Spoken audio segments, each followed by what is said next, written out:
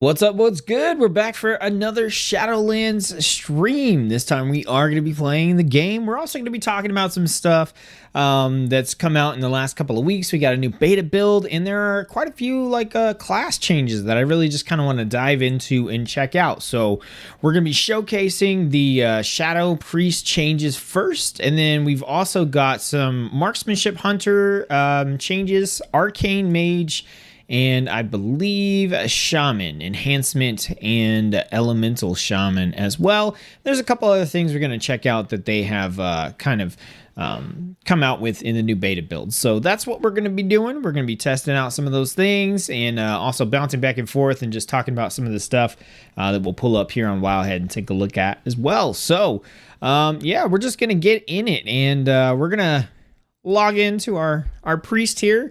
And what I'm going to do is travel over to where we can get into the first little part of the expansion and kind of fight some enemies that are actually, you know, new Shadowlands enemies. And along the way, we're going to talk about the changes to Shadow Priest. So if you guys have questions, if you want me to try something, if you want me to test something out, please just let me know. And I will do that stuff here. That's the whole purpose of where we're starting at here.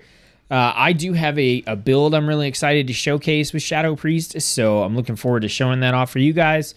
But if you want me to test out some other stuff, I can definitely do that. Keep in mind, I'm not a Shadow Priest pro, so I might have to noob it up when I'm trying stuff for you, but we'll see how it goes.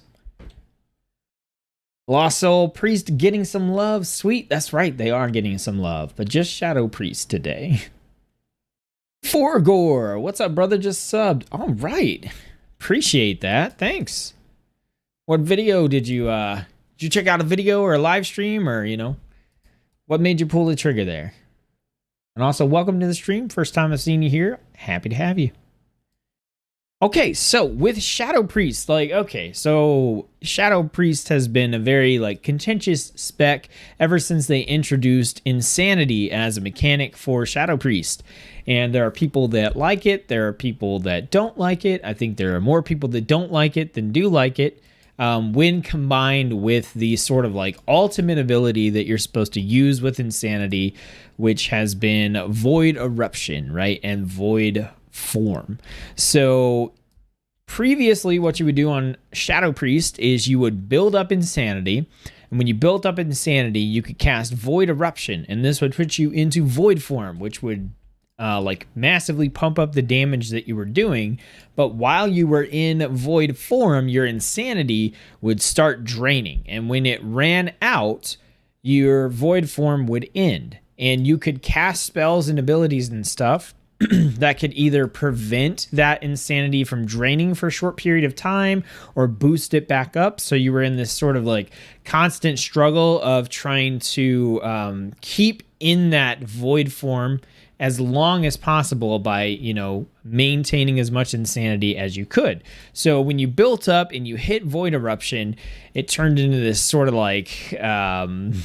adrenaline inducing or anxiety inducing sort of gameplay loop where you just were like, okay, let me hit everything perfectly. I got to do this. I got to stay in Void Form as much as possible. And not everybody liked that. I personally was on the side of not really liking it. I didn't think it was an awful mechanic or anything. I just didn't like how it felt to play that, to have that. And that was a loop. You just that was part of being a Shadow Priest. That was part of what you did. It wasn't a talent that you opted into or anything like that. That's just part of the class. And so after Blizzard had gotten quite a bit of feedback about Shadow Priest, we were waiting and waiting and waiting in beta, hoping is Blizzard going to change something? And they finally did. They released a number of changes to the priest, and I'll probably need to reference them to get them all right. But the biggest one is they changed Void Eruption pretty significantly so that it's no longer I don't want to say it's not a mandatory part of the rotation, but it's no longer that loop of having to maintain insanity and fight against that, you can kind of opt out of that if you want to. So that's mainly what we're going to be taking a look at here. We'll get some sound back in here now. So if we take a look at our Void Eruption now, this one, looking forward to Shadow Priest. Awesome. That works. Okay, so if we look at Void Eruption, this says it's a 1.3 second cast with a 1.5 minute cooldown. So it's now a like cooldown based ability. It says releases an explosive blast of pure void energy, activating void form and causing shadow damage to all enemies within 10 yards of your target. During void form, this ability gets replaced by Void Bolt, and it requires 90 insanity to activate. So, looking at the past Void form, or Void Eruption, you still had to have a lot of insanity to activate it. It still got replaced by Void Bolt when you used it. It still did the little AoE thing, and that's fine. So, the difference is when you get into your talents, your level 50 tier talent here now kind of dictates what Void Eruption does for you. So, first off, we've got Legacy of the Void. And this is something they don't have in the tooltip, and I think they need to put it... Okay, here we go. So it activates Void Form. Let's talk about Void Form real quick. Activated by casting Void Eruption, it twists your shadow form with the powers of the Void, increasing spell damage you deal by 20%, granting an additional charge of Mind Blast, and refreshing Mind Blast's cooldown. Mind Blast charges are like kind of a new baseline thing for Shadow Priest. Lasts 15 seconds. So when you hit Void Eruption, you get Void Bolt in place of Void Eruption. You do your little AoE. You get Void Form for 15 seconds, which pumps up your spell damage by 20% and does the Mind Blast stuff. Okay? Now, at the 50 tier, you get to pick a talent that kind of modifies that. So if you choose Legacy of the Void, this says Void Form no longer has a duration. So you're no longer locked into 15 seconds. But during Void Form, your insanity will drain increasingly fast until it reaches 0, causing Void Form to end, which is how it plays out currently in BFA. And if you choose to do this, you get back into that loop where you're fighting and trying to generate that insanity and maintain it, and you still have... Oh, no, it changed a little bit. Okay. So you're still in that fight, and the bonus for that is you get an additional 5% spell damage on top of the 20 that you get from Void Form. So if you choose this, you can play the current BFA style of Void Form, and you get an additional 5% spell damage. But let's say you don't want to do that, you don't want to play that way, then you can take something like Ancient Madness. And this says Void Form increases your critical strike chance by 30% for 15 seconds, which is how long Void Form lasts, and it reduces by 2% every second. So you get a big, huge 30% critical strike chance right when you start Void Form, and instead of like your insanity decaying and running out, like if you take Legacy of the Void, your crit bonus gets smaller and smaller as Void Form goes by. So kind of two different ways of like a similar feeling mechanic, but the difference is with one of them you're having to manage your insanity and try to get into that loop, and with the other one you're just trying to get like your big crit abilities in right at the start. And we still have Surrender to Madness, which has been tweaked a little bit. So this is instant cast with a 1.5 minute cooldown. It says you instantly gain 100 insanity and cast Void Eruption on the target. For the next 25 seconds, your insanity generating abilities generate 100% more insanity, and you can cast while moving. Now the thing with this here, with the generating more insanity, that doesn't matter for keeping you in Void Form anymore, because you have to have Legacy of the Void to get into that whole loop where you're worried about your insanity draining. If you're picking this up, you're still not worried about, you just have Void Form for 15 seconds. There's no battle with trying to keep your insanity up. Then it says, if the target does not die within 25 seconds of using Surrender to Madness, you die. So a little bit of a tweak there.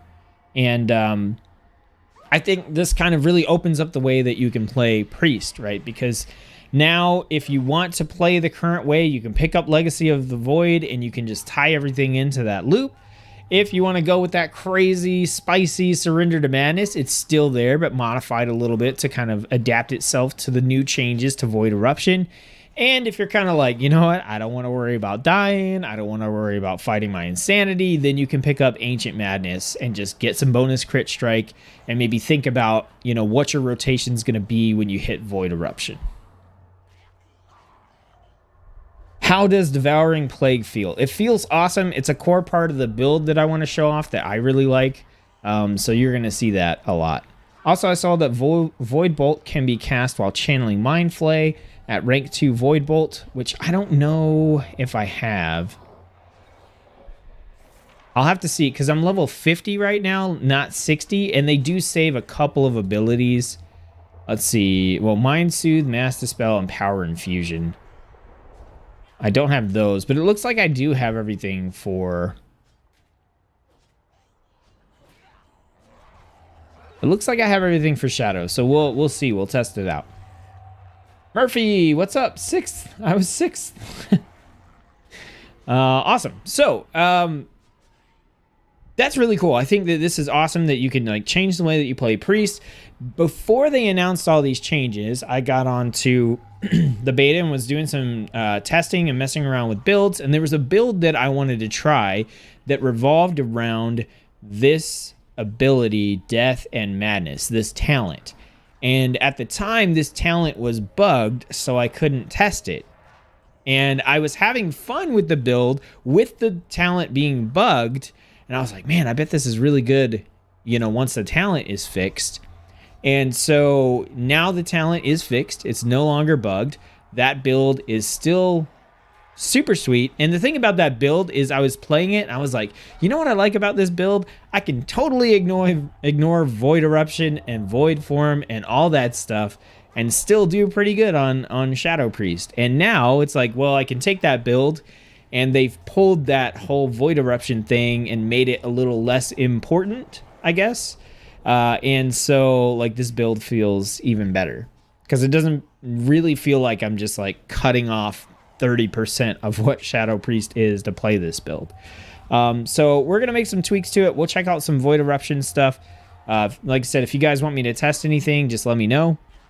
I'm going to go through and make sure I have this set up correctly. So the talent that this revolves around is called Death and Madness. It says if a target dies within 6 seconds after being struck by your Shadow Word Death, you gain 73 Insanity over 4 seconds, and the cooldown of your Shadow Word Death is reset. Now, Shadow Word Death is like your execute ability. You don't have to use it as an execute ability, but that's generally what you want to do. It deals damage to a target. And if the target is not killed by Shadow Word Death, you take damage equal to the damage you inflicted upon the target. Damage is increased by 175% to targets below 20% health. So you kind of want to use this in a situation where the target is going to die from it, because you don't want to take the damage, you want to deal the increased damage, so it does work like an execute. Now, it's not necessarily that this build is built around Shadow Word Death. It's actually built around the insanity generation that you get from triggering this talent. And the reason for that is that 73 insanity over 4 seconds gets you into Devouring Plague. And Devouring Plague is a nasty damage over time ability that Shadow Priest has. They actually condensed it down so that it deals its damage faster now. This does 515 shadow damage plus an additional 983 over 6 seconds, and it heals you for some percentage of damage dealt. The tooltip's messed up there, but it does heal you for some of that damage. So the loop with this build is that you are dotting up your target, including dotting them up with Devouring Plague, and then when they get down to like 20% health, you're throwing out that Death and Madness, the Shadow Word Death, to kill them with that powerful, 175% increased Shadow Word Death. And then when you do that, you generate that 73 insanity really fast so that you can cast Devouring Plague right away again and just redot, and it's just a cycle, and it feels pretty fun.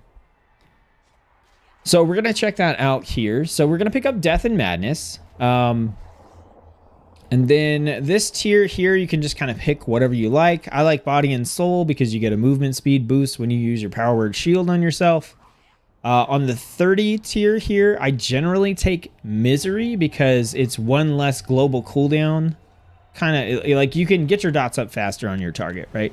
You just cast Vampiric Touch, and it also puts Shadow Word Pain on the target, and that's pretty nice. You could pick something else up if you wanted to, but I like Misery here. 35, this is your crowd control ability, so you could pick whatever, matches your playstyle. At level 40, I'd like to pick up Auspicious Spirits here, and we'll see why in a minute when we kind of look at the rotation. And then on 45... So 45 is interesting. You've got some choices here, and there's one downside to this build that I think it might be worth picking up Damnation for. But on this row, you've got Damnation. This is a 45-second cooldown. It inflicts the target with Shadow Word Pain, Vampiric Touch, and Devouring Plague free of cost, which is pretty significant because you're looking at a 1.3 second cast, an instant cast, and then for Devouring Plague, a 50 insanity cost. So you're cutting out, pushing 3 buttons, 50 insanity, and a 1.3 second cast to use Damnation. You also have Mindbender, which is a replacement for Shadow Fiend. And this will generate insanity each time, additional insanity. So if you look at Shadow Fiend, it summons a Shadowy Fiend to attack for 15.5 seconds on a 3-minute cooldown, and it generates 3 insanity per attack. Mindbender's a 1-minute cooldown, summons for 15 seconds, and generates 6 insanity each time the Mindbender attacks. So way shorter cooldown and double the insanity generated from Mindbender. This is usually something that I pick in most Shadow Priest builds that I play. And then also Void Torrent is pretty nice as well. It's a 45-second cooldown ability. You channel Void Energy and deal quite a bit of damage over 4 seconds. While channeling, your shadow damage over time effects are refreshed on the target, and it generates 60 insanity over the duration. So this is really the tier that I think I need to test the most with this build because there's a couple of things going on here. One, Void Torrent, if you hit an enemy where you can't just kill them in the first rotation of dots, you could cast Void Torrent to do a buttload of damage and also refresh the duration of everything so you don't have to recast it, because you really don't want to recast your Devouring Plague if you can help it because it uses so much insanity. And 1700 damage over 4 seconds is a lot in Shadowlands. That's a pretty big chunk of damage. With Mindbender, you've got this additional little minion you can send out that's going to generate insanity for you, but you kind of have your insanity generation baked in already, so I don't know if we actually need to pick up Mindbender here. And then the one bad thing about this build is the ramp up time on the initial target, because you don't get the bonus from Death and Madness until you kill something. So the first thing that you fight, you have to do like this very vanilla, like dot it up, cast your Mind Blast, try to build up, cast Devouring Plague. It's like slower. There's not as much ramp up time. So being able to just boom, Damnation, and have all the dots going like right away might be worth it for that particular scenario. But I'm not sure. I think it's going to come down to Damnation or Void Torrent, but we can check them both out. Welcome to the family. You'll love it here as much as everyone, especially Lost Soul and Set. Love Discipline Priest. So now we've got Lost as the Holy Priest. We've got Murphy for Dis, and now we got Forgor as the Shadow Priest. Psychic Link looks good for Cleave. Yeah, Psychic Link looks really awesome, actually, in AoE situations and stuff. Very good talent. I wasn't like skipping over it because I didn't think it was good. I just think for this particular build, I'm focused on I'm just out there solo killing stuff. And I do like the shadowy apparitions, the auspicious spirits here. Derek, thanks for streaming again. Love the guides. Keep up the good content. What about using the Edwin? Okay, new to the stream. Thanks. Welcome.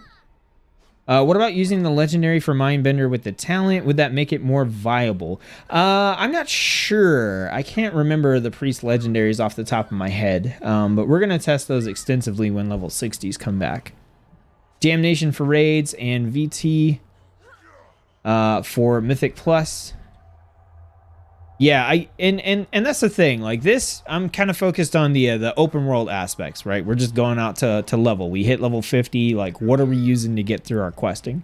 So let's make these changes, and we'll kind of take a look at this. So we want death and madness. We want misery. We'll keep body and soul. I'm not really worried about this tier at all, but I think we'll keep last word for now. Yeah, reduce cooldown on our interrupt is actually pretty nice. We'll keep auspicious spirits. Let's try this with damnation, and then we're going to keep ancient madness. So we're going to try this with actually, let's try it with void torrent, because I want to show you guys what I mean about the ramp up time. And if we just launch out with damnation, then that's kind of going to defeat the whole purpose of it, right? So the only thing we need to pull off of our bar here is void torrent. So we're going to make sure we have this. So many things. I don't think I need a leap of faith right now. And we can also pull Shadow Word Pain off for right now. Death, and then we got our little AoE, we got our Void Torrent. We're going to want to cast our shield pretty often. Alright, that's good enough. And we're not going to do anything fancy. We're not going to get down into like super meta rotations and stuff. We're just going to go noob it up out here and just kind of show how this is going to work. Okay, so I think we've got everything that we need here. Yep. Okay. So the idea, if you've got to get into the ramp up, is we're going to cast Vampiric Touch. Oh, that's right. I wanted to go over the changes to Mind Blast and stuff real quick, actually. Let's touch on those first, because this is going to make a little bit more sense if we do that. So some of the passives have changed, and some of the actual abilities have changed a little bit too. So we've got Dark Thoughts, okay, for each of your shadow damage over time effects on the target. So we're going to have Vampiric Touch, we're going to have Shadow Word Pain, and we're going to have Devouring Plague. So we're going to have 3 up. So we're going to have a 6% chance to trigger a Dark Thought when we are casting Mind Flay or Mind Sear on a target. A Dark Thought increases the number of charges of Mind Blast by 1. Mind Blast can be cast instantly, and it can be cast while you're channeling Mind Flay or Mind Sear. So this is pretty nice, because we're going to dot things up. We're going to throw out a Mind Blast to kind of get that chunky damage out there, and then we're just going to start Mind Flaying the target to generate insanity and deal damage. And along the way, we're going to have that chance to generate a Dark Thought, which is going to give us a like instant cast Mind Blast that we can just cast in the middle of Mind Flay, and it won't interrupt Mind Flay. So just extra bursty damage there, which is pretty nice. We've still got our Focused Will. We still have Hallucinations. Our Mastery, I believe, is the same. It just increases the damage of our abilities. And then Shadowy Apparitions is the other thing that has kind of changed here.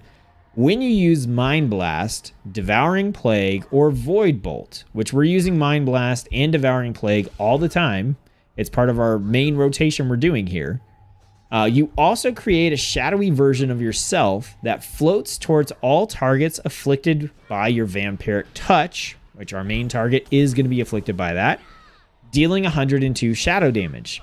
Critical strikes with our abilities will cause 2 apparitions to be created. So as we're going through this flow, we're also going to be sending out these apparitions, and that's where the auspicious spirits comes in. It says your shadowy apparitions now deal 25% increased damage and generate 2 insanity. I believe these normally do about like 70 or so without the talent.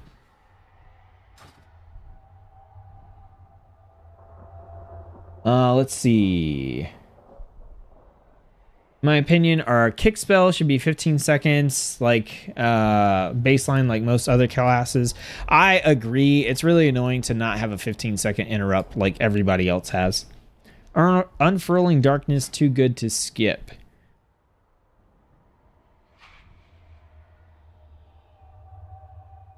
I actually like Death and Madness is it's pretty crucial to this build, but we'll see. I'm willing to test the Unfurling Darkness and everything too. The fact that we got a talent into a lower cooldown for kick is ridiculous. Never understood that. Yeah, and then it's still 30 seconds, which is ridiculous. Cass, hey, how's it going? Thanks for tuning into the stream. All right, so let's give this a shot. So we're going to, and my keybinds are super weird, so you guys forgive me here. Okay, I'll pick one. All right, so we're going to get our dots up with Vampiric Touch, and that's going to do Vampiric Touch, and it's going to do Shadow Word Pain. Then we're going to Mind Blast, and then we're going to go right into our Mind Flay. Now, somewhere in this process, you know, we might want to throw out our shield or whatever. We're going to Mind Blast again when it's off cooldown. Mind Flay. When we get low, we get Shadow Word Death. Now, somewhere in there, I was trying to just tune into that regular rotation. We would have cast our Devouring Plague, and that's what we're going to do here coming up. So now we have enough insanity, and you see what I mean? There was a little ramp-up time there where I had to wait before I could cast Devouring Plague, but now we could just go straight into it. Vampiric Touch, we can get Devouring Plague going, we get Mind Blast, we go into our Mind Flay. Like I said, we probably want to get a shield up at some point. We Mind Blast, Mind Flay. We got that free cast there, and then we Shadow Word Death. And I'm kind of screwing up this rotation, but I'll get in the hang of it. But you can see that now we are still at like 100 of 100 insanity. So the whole loop here is being able to just go straight into casting Devouring Plague on the next enemy.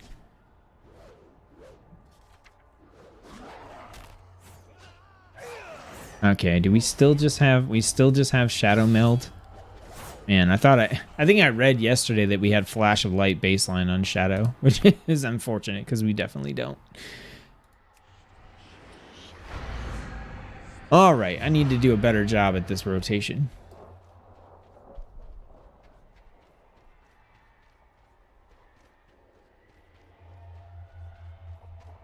So also there with the death, this is something that I think like a weak aura is really going to help me with, is having a notification when the target's under 20% health. Because right now there's no like indicator on the bar, so I'm just guessing. And you don't want to cast Shadow Word Death if you're not actually going to kill your target. So let's see, these guys have like 12,000 health. Okay. All right, so let's do it again. I was trying to let the insanity drain off here, but it actually is draining pretty slowly. All right, so we're going to Vampiric Touch, get our Mind Blasts. We'll go ahead and get our shield up, and then we'll go into our Mind Flay. We got Devouring Plague. I'm going to interrupt to cast that just because it's so much damage. Mind Blast again. Shields up. Devouring Plague. Mind Flay. Mind Blast. Death. Ah, still didn't kill it. Yeah, the timing's a little funky here on the health bars. Alright, well, we should be able to do this.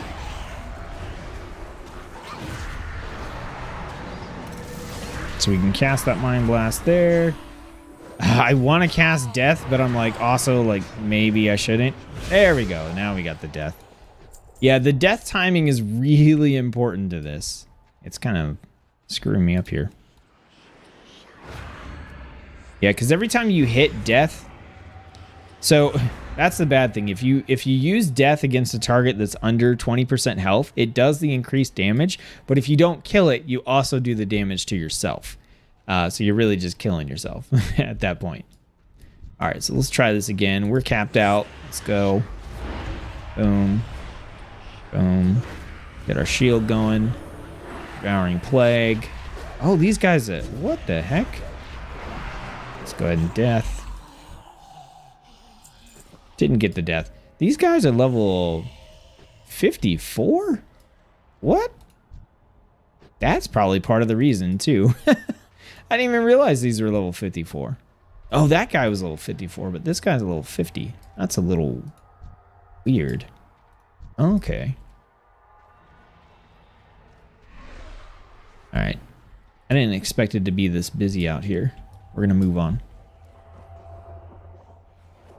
Not Flash of Light. The, what's the Priest Quick Heal?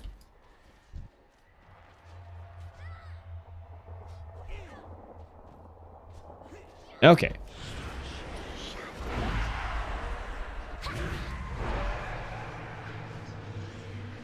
Alright, we got Devouring Plague.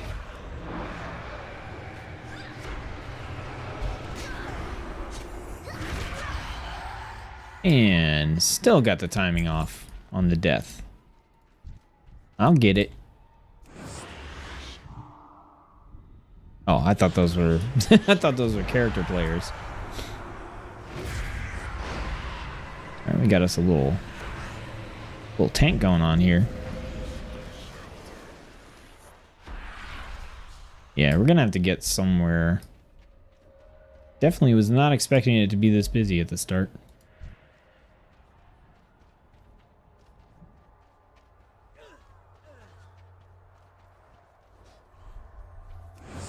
All right, let's try again. Here we go. Gotta love those globals. All right, get Devouring Plague. Don't even think we need the Mind Blast. We want to hit. There we go. We want to hit that death timing. Get that right. Now we're going to generate a buttload of Insanity. And then we can go straight into a Devouring Plague right off the bat. There we go. Probably good for a death there. Yep. And we're good. I don't really need to loot this stuff. Queue up. Devouring Plague. Let's cast that shield. Got enough for another Devouring Plague if we want to sneak it in there. Boom. Probably close. Ah, nope. Not close enough on the death. We got it within the 6 seconds, so we still got the Insanity generation, but like I said, the timing of that is super important.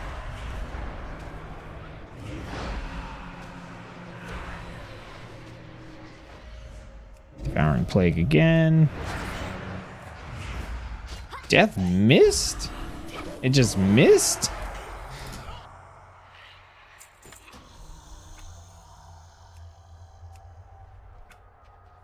Yeah, I think death just like missed. Let's see.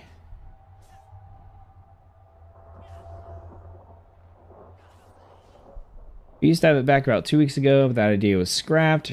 Oh, okay. Shadow is going to be one of those specs where it's going to be slow at leveling unless we can AoE spam. As a Shadow Priest, I'm kind of tilted of you not using Shadow Form. Yep, I do that all the time. You should be tilted, and you should call me out about it. I always forget. Always forget Shadow Form.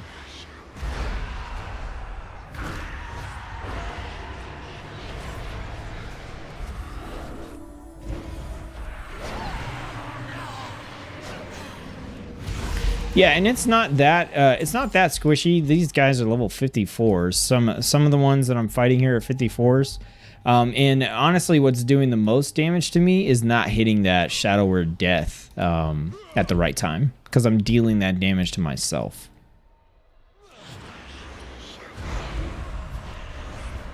I'm also not an expert priest player by any means, so hey, if you look here, we should be pretty close. Like, as long as I hit that death, like, we're good. The other thing to keep in mind there is we do have some built-in healing, because Devouring Plague actually heals you for some of the damage done too. Like, I'm gonna get this. Boom, there we go. Right, those are level 54s. So a little bit better. It's just I gotta get that Shadow Word Death. You know, Shadow Form helps as well. Also, interrupts would help. Okay. It's interesting.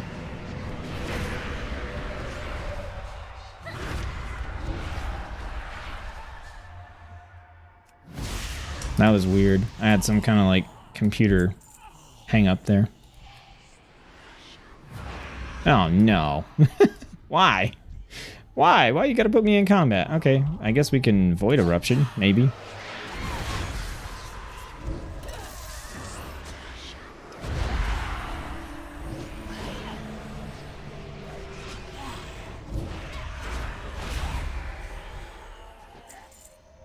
Not bad.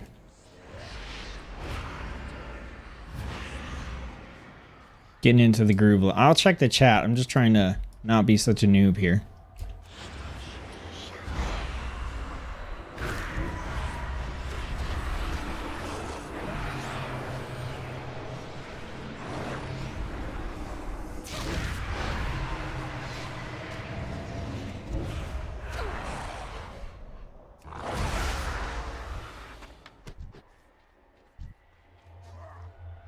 Why? Why are you guys aggroing me from way over there? What is up with that? Oh, we do have Void Torrent, so we might as well use it. Right? It's kind of our oh crap button. Alright, let me catch up on chat. Shadow form, use it. Yes, got it.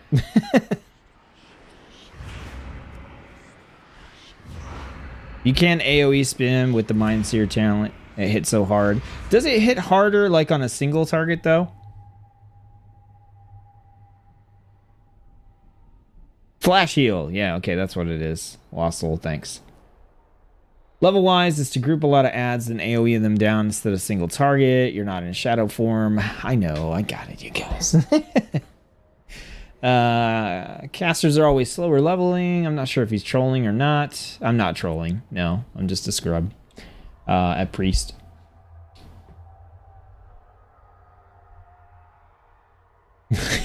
You were. You're not in shadow form.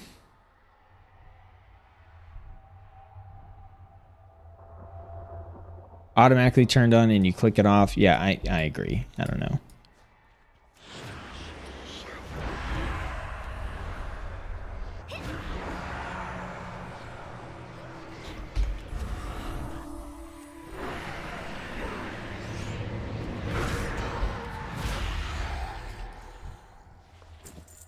Yeah, shadow form helps you guys. Don't forget if you're playing priest that you should definitely use, you know, use your shadow form.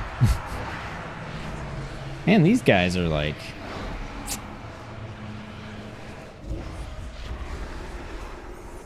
a little bit tougher.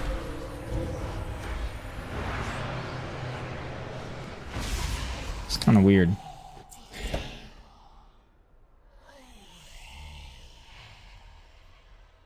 Definitely going to play better with more haste. Absolutely. What's your haste now? Like 8%?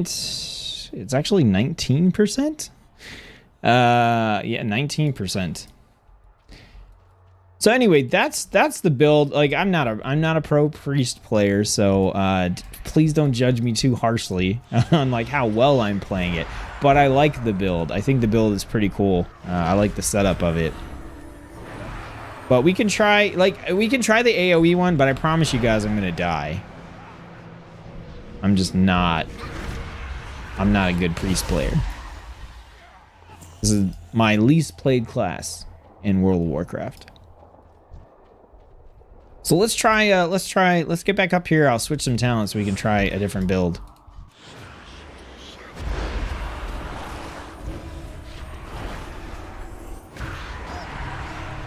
Got my pro priest playing wife. She's probably coming to call me out. Stop being such a scrub.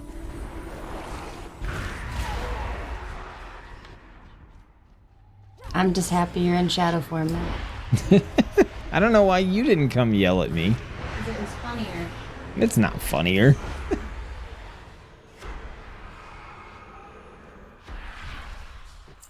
Yeah, I think if I AoE pull on a priest, I'm probably just gonna die. These caster mobs are a little bit nuts, man.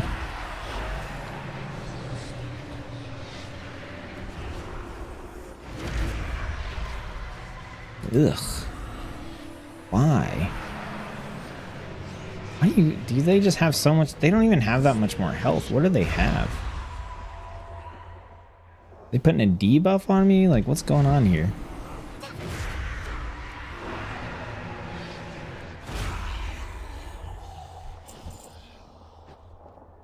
And I did purposely ignore that one. I was trying to figure out if it had a buff or something. I don't know why it's taking... like, why is that level 50 taking way less damage than the 54s? Like, this guy's at 54.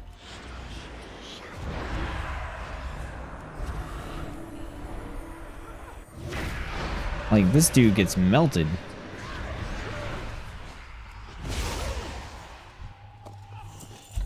What is up with those casters? Okay.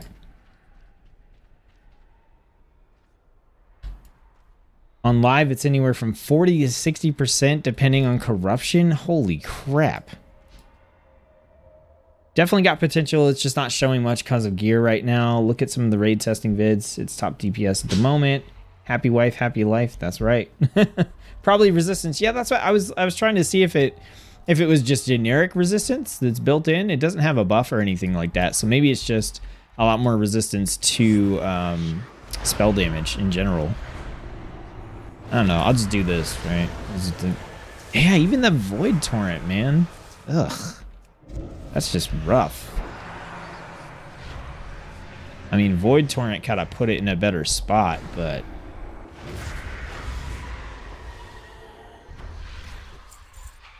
yeah, if I AoE pulled some casters there, that would be a bad time.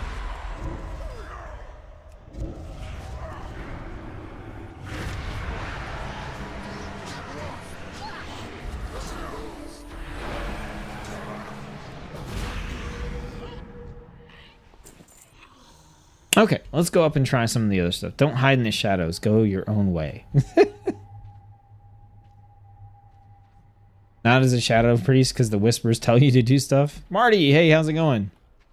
Okay, so let's change it up here a little bit. And I'm going to try, I'm telling you guys I'm going to die, but I'll try to do some of the AoE stuff here with Unfurling Darkness.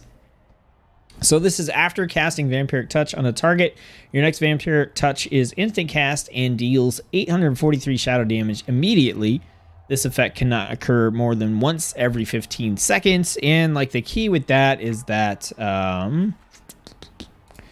where's it at? Where is it at?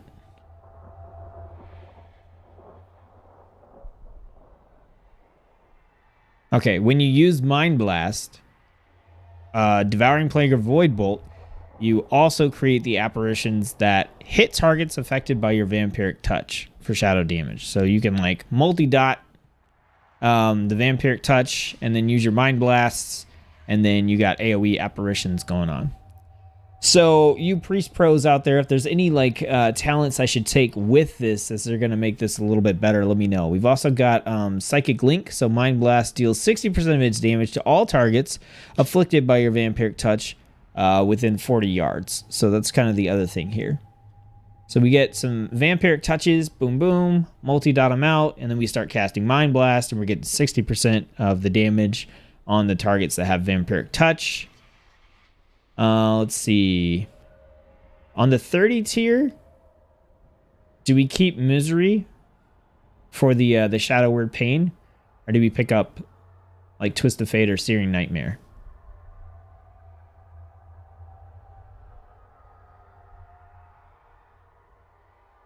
So we channel Mind Seer, and we can cast this to inflict everything with Shadow Word Pain.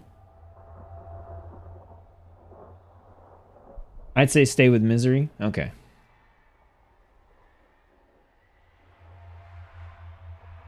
Nice, Shadow Priest. Yes, you just missed missed the build that I was showing off there. Okay. So what else? VT is a quick cast.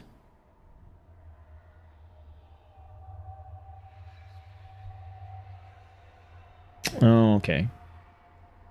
So we're sticking with Void Torrent. Oh, I did want to try the Damnation. I actually don't know. I don't think the ramp up time was actually all that bad. I'm going to change talents here in a second. I just want to double check. We're empty on Insanity right now. I don't think the ramp up time was too bad at 0 insanity.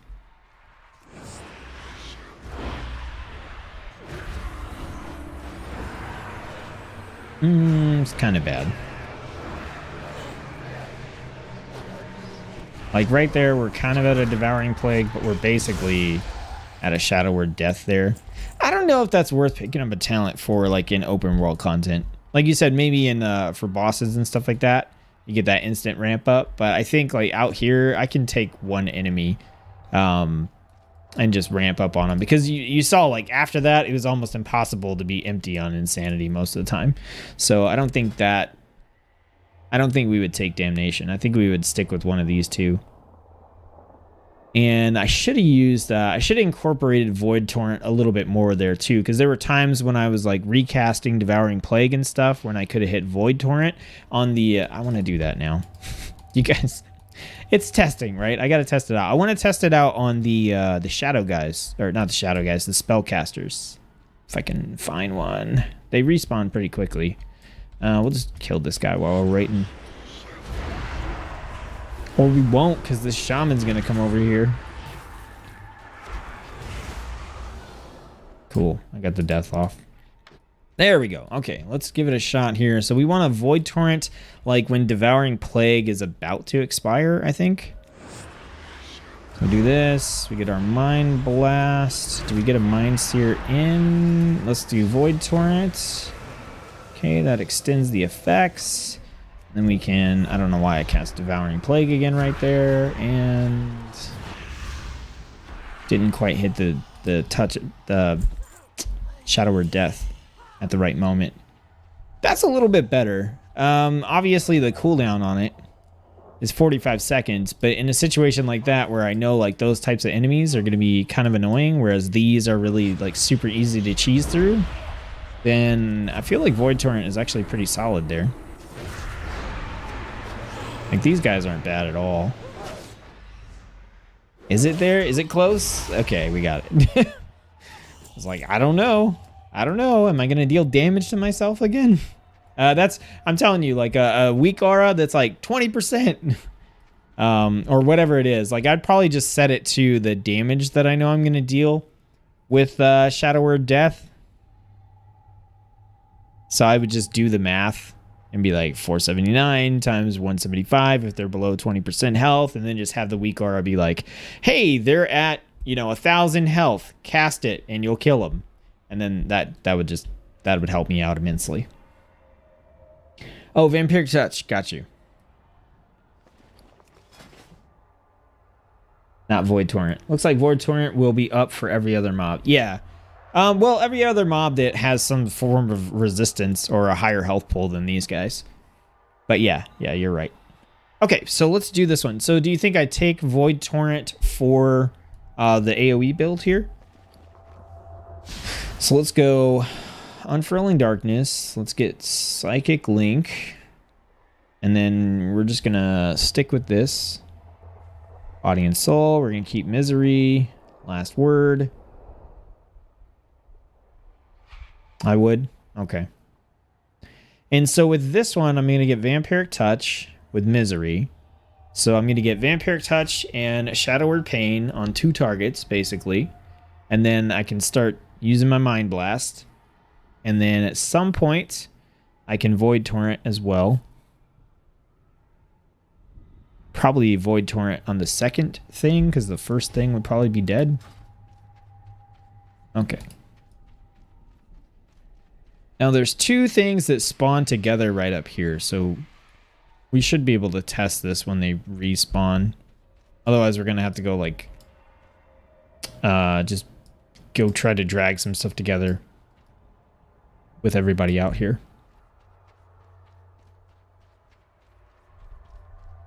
I don't know how quickly they're gonna respawn. He's back, so they should be back pretty quick.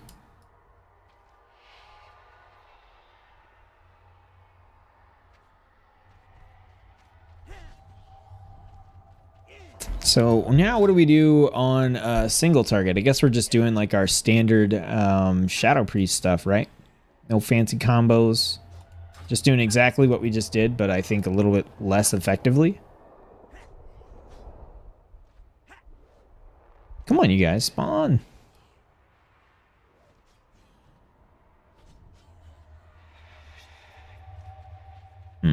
Maybe I can grab the spellcaster and the melee down here.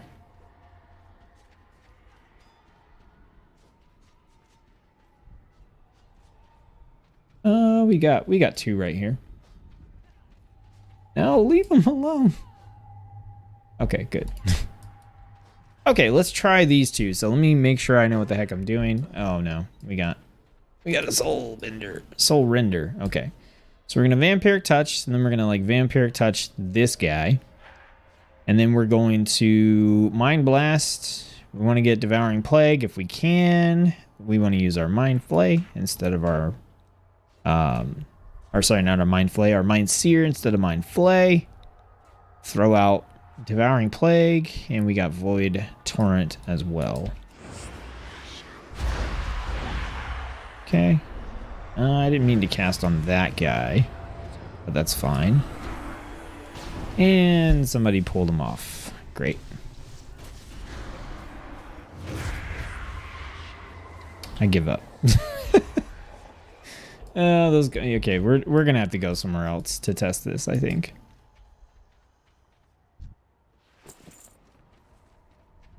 But you can't mount in the maw, so that's fun. Yeah, these guys aren't spawning. It's weird. Alright, let's go somewhere else. Good evening! Coming in a bit late, but interested to see how Shadow Priest looks. We're trying to test out like a more AoE focused build here. We can grab this thing. We can grab the dog, I think. Missed! Totally missed. Okay, so we mind blast. We like mind sear. We got the proc. Mind blast again. I told you guys I was gonna die, and I wasn't kidding. Here I am dying. Panic mode. That was awful. Okay, we will try that again. Leveling might not be the best area to try it out, but oof. That dude had Twilight Dev. Glad to be over that from BFA. You had people undergeared than you doing more DPS because of corruption. Yeah, yep. Leveling might not be the best area for it. Yeah, but I mean, I think that was just that was my first pull, like trying this. So I think I can give it a couple more shots. Let's see if we can pull these two. All right, so we'll start off with this guy. And we'll cast on this dude. And I don't know if the Mind Blast, I probably could have just shielded there. Oh, this guy's not even coming over here, so that's awesome. What? Okay, let's do this. Mind Flay. Get that shield back up. I don't know if Shadow Min's the thing to do here, but we can death on that guy. Grab that. Oh, I meant to cast shield. I missed my shield. Let me put shield somewhere I can actually hit it. That was better. That was definitely better. I would have had that, but I hit the wrong key for my shield. Oh, there's our duo buddies. We got this. All right, so 2 is shield. All right, let's. Might not have worked so well because that one guy didn't even run over to me at first. All right, so shield. Also got to look out for massive strikes from these guys. Oh, I need to mind blast. That's what I want to do here. Can we death? Yep. And I'm panicking again. Oh, so close. Yeah, this is just me being a scrub. Could have void torrented there.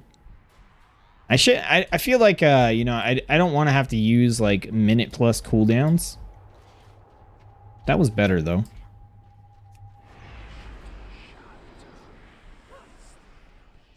I'm just being really stubborn about this. I'm going to do one of these pulls, and it's going to work. Psychic Link says 40 yards, so that's a decent area of effect. It'll get better with better gear. Yeah, that's always the case with casters. Even like Fire Mage is like super dope, super powerful, but not if your crit sucks. Because you can't get enough from gear. Can I cast on this guy and pull him? Nah. Okay.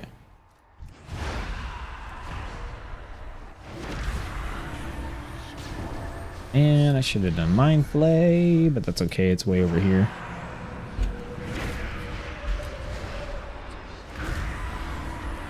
Mind Plague. Not Mind Seer, you dummy.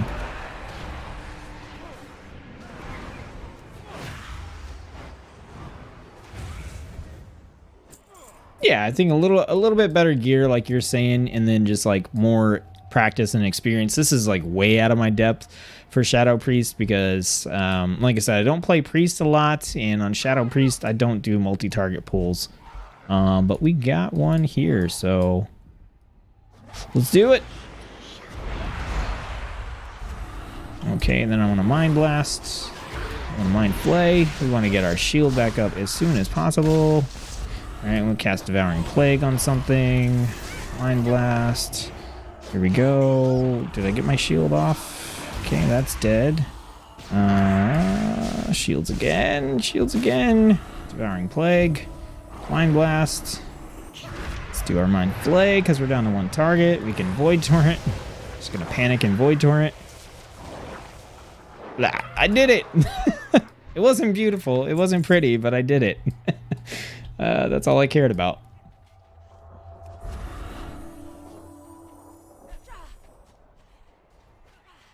Anything else with Priest we want to check out here? Like, honestly, I'm not super interested in clicking Legacy of the Void and messing with that, but if somebody wants to see it, like, I'll definitely do it. Man, I almost wonder. It does generate Insanity. Refreshes the damage. Yeah, I think this is still just good to cast when you have death up on something. Never too late to make the switch. Yeah, I'm a melee and tank player by heart.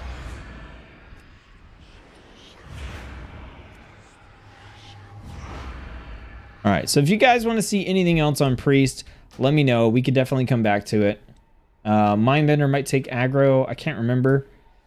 Yeah, I'm not sure. I don't know if it does. Does it? That's actually what I was kind of wondering here, if Mindbender might be a better pick for like the oh crap situations than Void Torrent. But that said, I still just really like this build.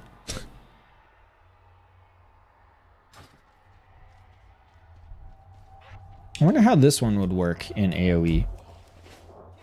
So I would basically just be multi-dotting. I don't even know if that makes sense. I'm gonna try it though. Let's do the same thing.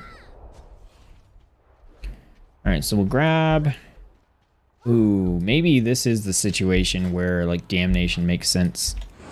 Alright, let's grab him. Let's grab him. We're gonna Mind Blast. I think I still want to Mind Flay.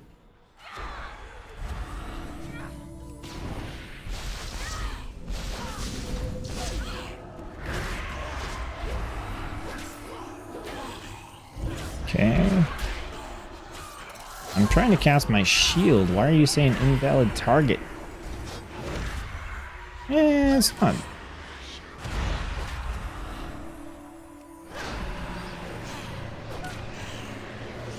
And that ramp up time kind of sucks. Even that was still a little bit easier.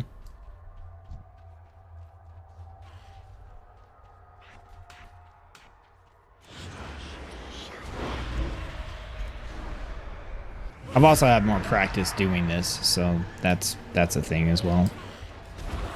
Let's see, what can I do here? Oh, I just nuked myself.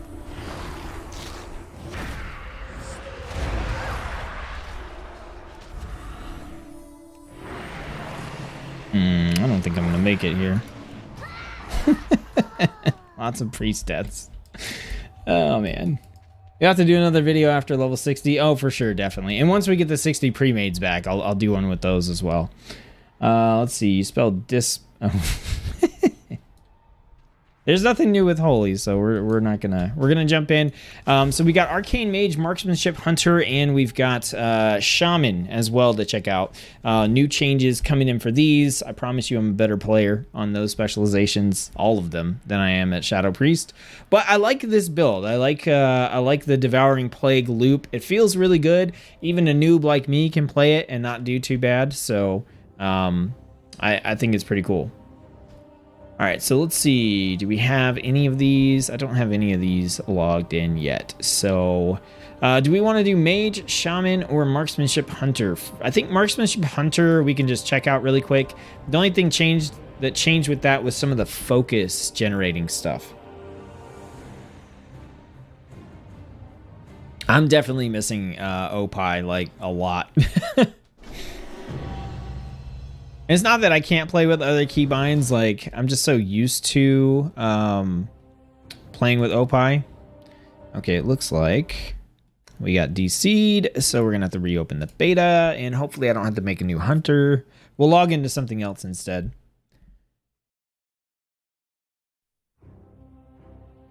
A lot of rank 2 spells come into effect, yeah, for sure. Yeah, Marksmanship Hunter, I'm going to try to log into this one more time. If it boots me again, I might have to log into a different character for a minute. It's just like a beta thing going on. If you guys aren't aware, the pre-patch is live on the PTR, and you can actually check out a lot of the changes there. Man, this is... I don't know why. They made Zandalari Trolls and Lightforged Draenei like super shiny. They look like they're made of plastic, like they're G.I. Joes. I'm not a fan. Alright, so we're going to do our little intro thing here. So, here's what changed with Marksman in the recent patches. They changed some of the ways that Marksman generates focus. So, if we take a look at this...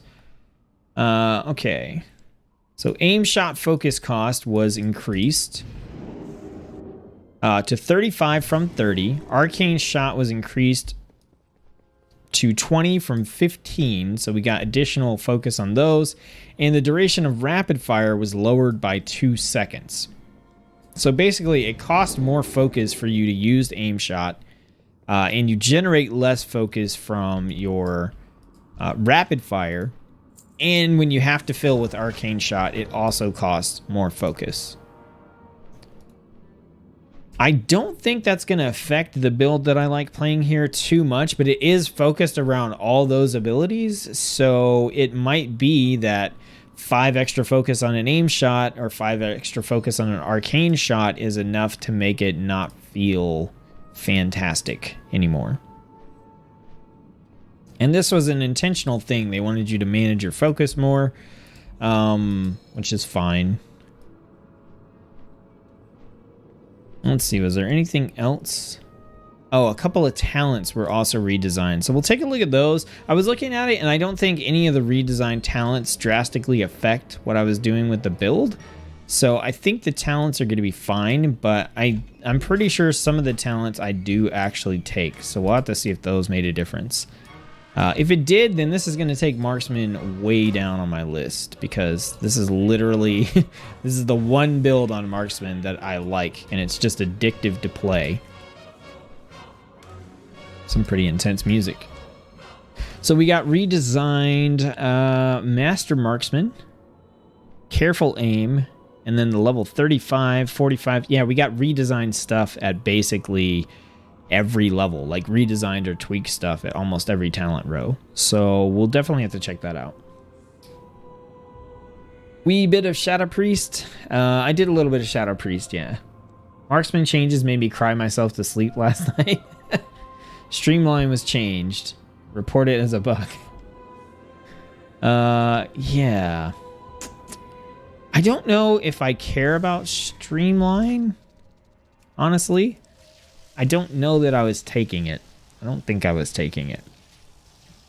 Or maybe I was, but it wasn't that important. Okay, so the whole idea with this build is we just cast aim shot and then we cast kill shot, and that's how we kill things. And we literally just do that over and over again. So what we want to set up here, that's fine. So we have our aim shot, we have our kill shot, and then we sometimes fill with arcane shot. And the build here is we take Master Marksman. Okay, so this was modified. It says your critical shots cause your target to bleed for 15% of the damage dealt over 6 seconds. I don't remember what it did previously. That's the only thing here is I wish they would like show what it was. That's what Wowhead does, but this is a Blizzard post. So critical shots cause your targets to bleed for 15% of the damage dealt over 6 seconds. 6 seconds is fairly short, but having this have to be a crit, I don't know how I feel about that, because you're getting like that one aim shot off. So if it doesn't crit, you're just not getting a benefit from this. We've got Serpent Sting and Murder of Crows, and those don't really fit in super well either. Potentially, nah, I don't know that Serpent Sting will fit in. So we'll keep Master Marksman and see how this works. And then we had Careful Aim. This was redesigned a little bit as well. So no longer does does Aim Shot deal increased damage to targets below a certain health threshold, but they do 50% bonus damage to targets that are above 70%. So this used to be 80%. So they removed the low health sort of execute component, which is fine because that's not a part of this build anyway. You execute the target with kill shot, not another aim shot. And they lowered the threshold for health at which aim shot does the bonus damage. So this is actually like a buff for the build that I'm playing here. And then 30, nothing changed. 35, we got some redesigned stuff here.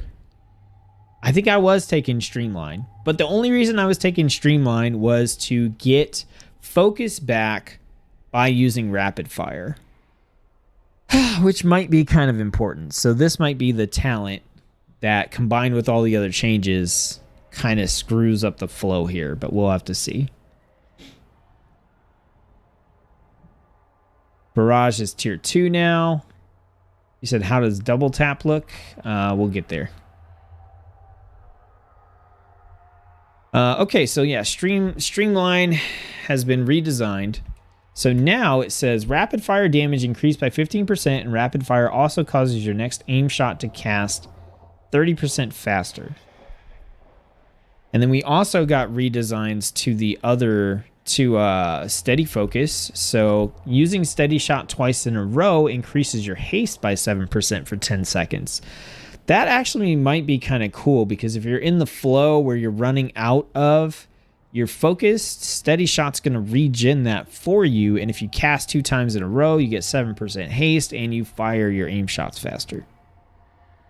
And then Chimera Shot is now replacing Arcane Shot, which is interesting. So Arcane Shot costs 20 focus, and Chimera Shot does as well. The cooldown's been removed for Marksmanship Hunters. Okay. Chimera Shot should work with everything that Arcane Shot works with, such as precise shots or any Torghast power. You guys can see what I'm looking at here if you want. Or legendary effect. Chimera Shot no longer causes both the frost and nature attack to hit a single target. This is a bug fix. So I'm not crazy about Chimera Shot in general. Because I'm usually just trying to hit one thing. So this does 466 damage. Arcane Shot does 601. And then we have our little passive perk as well. Aim Shot causes your next 1 to 2 arcane shots or multi-shots to deal 75% more damage. That should apply to Chimera Shot as well. But like I said, we're usually just, like, because we're using Aim Shot as a core part of this build, we're just attacking one thing at a time most of the time. And if we're not, then we're probably using Volley to get trick shots and just murder everything with rapid fire and stuff. On 40 tier, did we get any changes?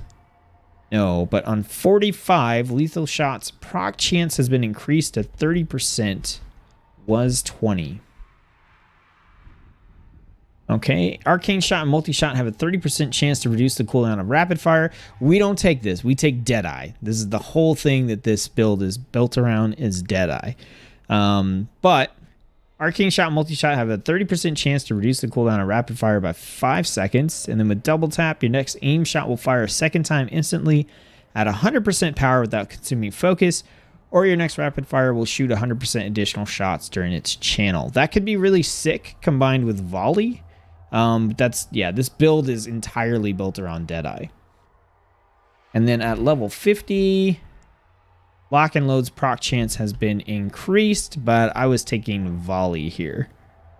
Lock and Load, actually, that is pretty nice.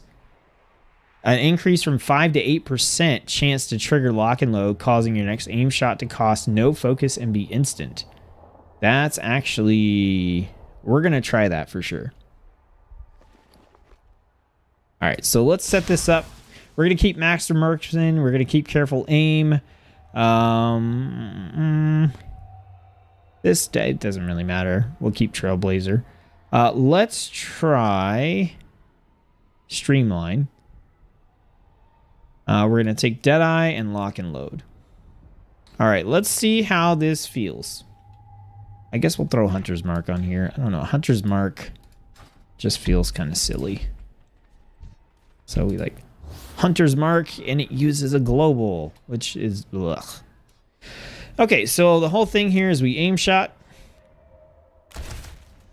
Wow, that did not do nearly as much damage as I hoped. And we kill shot. Ew.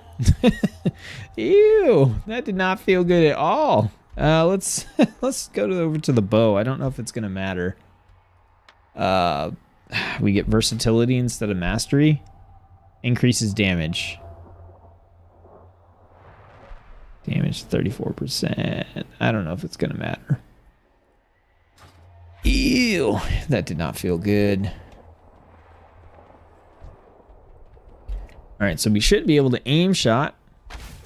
Arcane shot. What is going? What did they do? What did they do to the build? What is going on? This feels so bad at level 50. Oh my goodness, why am I double arcane shotting? Ugh.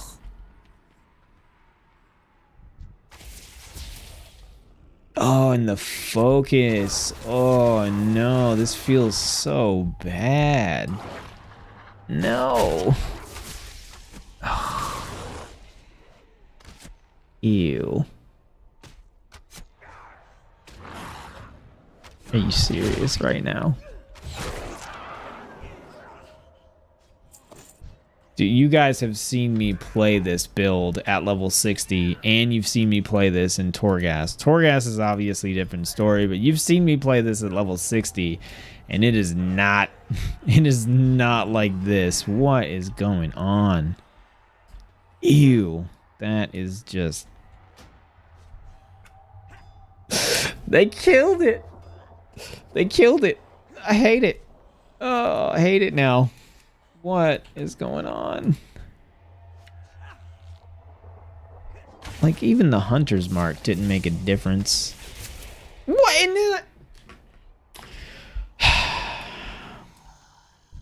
And then I just murder that guy in 3 shots? Like...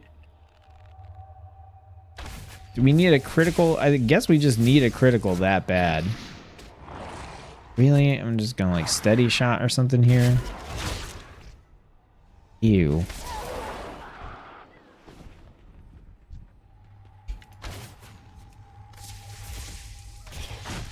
That's a little better.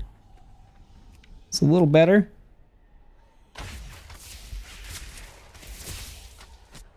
And then yeah, we're like steady shotting to get focus back. We got to aim shot a second time.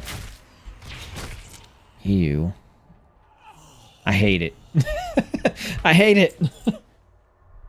Double Tap and Deadeye should not be on the same tier. I mean, they do that a lot, right? They're like, oh, these would synergize together really well. Let's put them on the same tier so you can't actually make a cohesive build.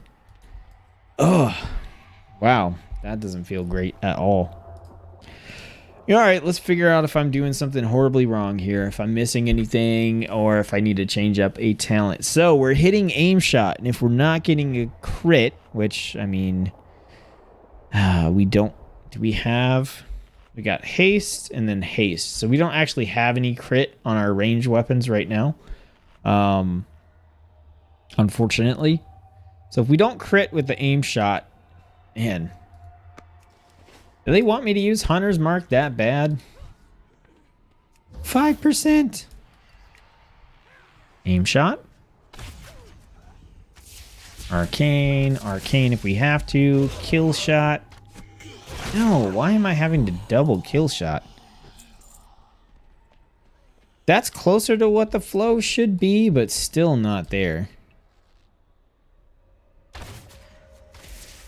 Arcane. Arcane.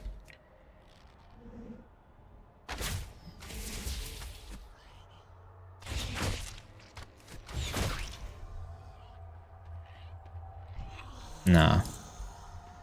No. Let's see if we need to incorporate steady shot in here.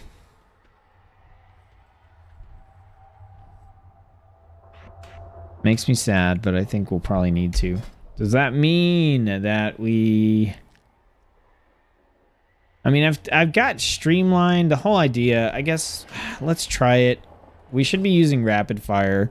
It's a 20-second cooldown. It's kind of baked in. Like, once we hit that point where we aim shot, do our 2 arcane shots, we should rapid fire. So it should be like this. Aim shot, arcane. If we're in kill shot range, we just kill shot, and we're good. Okay. So if we're not, then we want to do rapid fire or something. So aim shot. We do arcane, and here we would like rapid fire, kill shot. That feels better. Rapid fire is on a 20-second cooldown, which I'm not in love with. We're gonna run out of lock and load. Okay, so we aim shot. We probably have this like every other enemy. So let me rapid fire, generate some focus. Still not in a great spot. Man. I don't like these soul renders. They're crazy tough for whatever reason.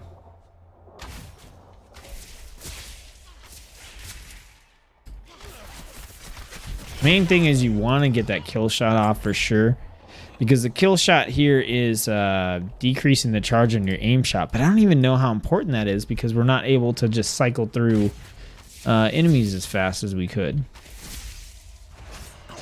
So like right here we got rapid fire on cooldown, we got a bunch of stuff on cooldown.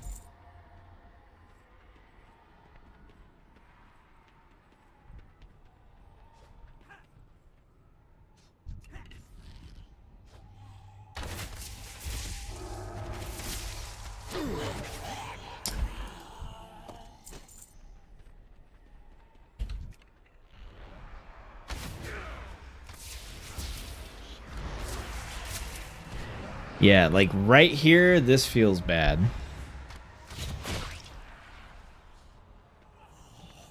Okay, so maybe we're just stuck in this position where we have to aim shot twice on the same enemy, which doesn't feel great compared to how it was playing, but maybe that's just what we have to do.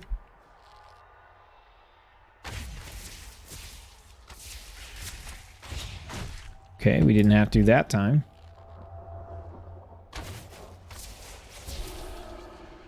Ooh, we are out of focus. That is when we would have rapid fire. Would Hunter's Mark help? No, not really. I mean, Hunter's Mark, is it a damage increase? Yes, but it's just 5%, which honestly doesn't feel that impactful. I've been casting it sometimes, but like, okay, we'll set up. It's more about getting the crits, I think, than it is about the raw damage. Like there, we got crits, and that worked. That flowed really well. If we don't get the crits, like, it just feels pretty garbage. Which it didn't feel that way playing it at 60. Yeah, so then we like rapid fire. Wow, really? So even if we just keep... I hit the wrong button.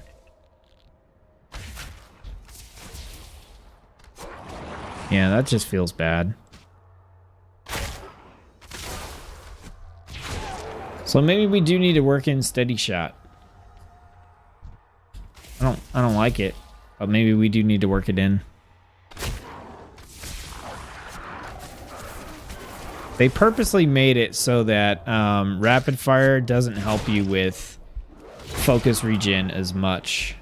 So I was using it as a focus regen filler, but I almost feel like we just take it out now and we just use steady shot instead.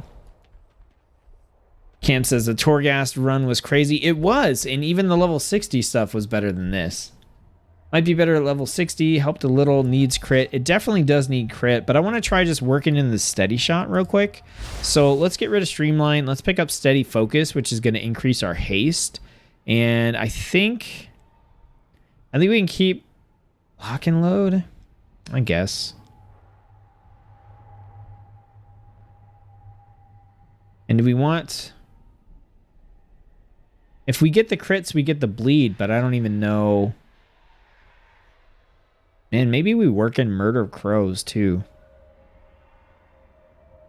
Let's try it just switching to Steady Shot, and then we'll see if it makes a difference. Like, maybe we can switch to Murder Crows and throw that in there to help kind of finish off the target. I'm saying all this stuff, and I'm just like, it feels bad. Okay. Hunter's Mark. So we aim shot. Do our Arcane Shot. Do another one. We do a kill shot. That guy's not too bad. All right, let's go, go, go.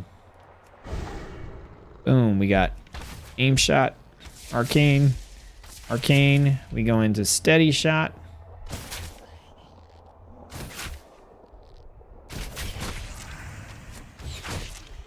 Those guys are a little bit tougher, so I'm not super worried about how that was a little janky fighting against that guy.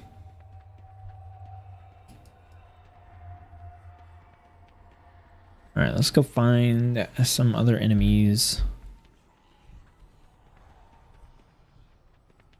All right, we got this one here. It's another caster, but we can try it. So we Hunter's Mark. All right, aim shot. We're gonna get our Arcane Shot off, and then we'll just go straight into Steady Shot. Steady Shot. We've got Arcane Shots to spam until we get to kill shots. Not getting a crit on that stuff really does hurt.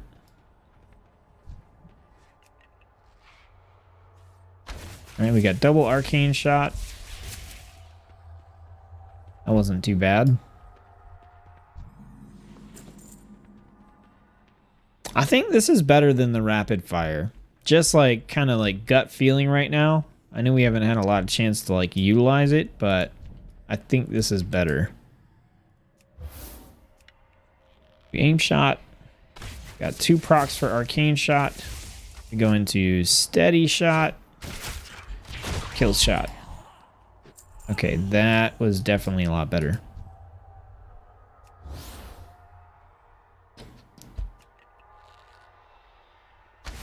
Got 1 proc for that. We got an instant arcane. We got back to here, back to here.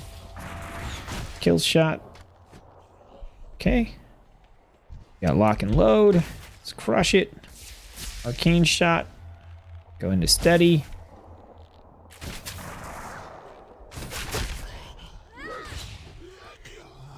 Yeah, that's better for sure.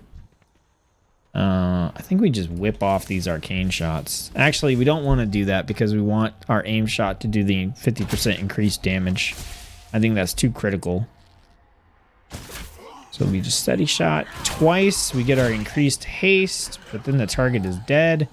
So I don't know what the point is. We have the increased haste for long enough to cast the faster aim shot. So maybe that's probably what the point is. Get that haste. Go into another aim shot. Arcane. Arcane. Wow, I hold off those guys. It's probably not a great time. Oh, with the chains.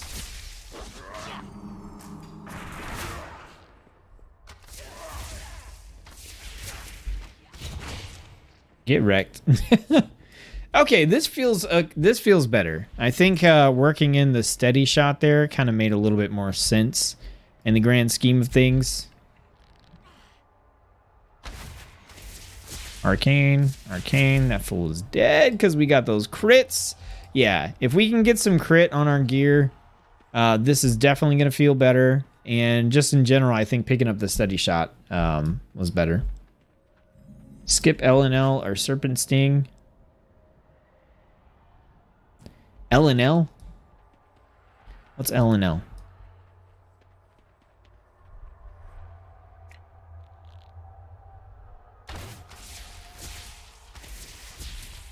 Yeah, then we just go into steady shot. If we have the focus, then we switch over to arcane shot.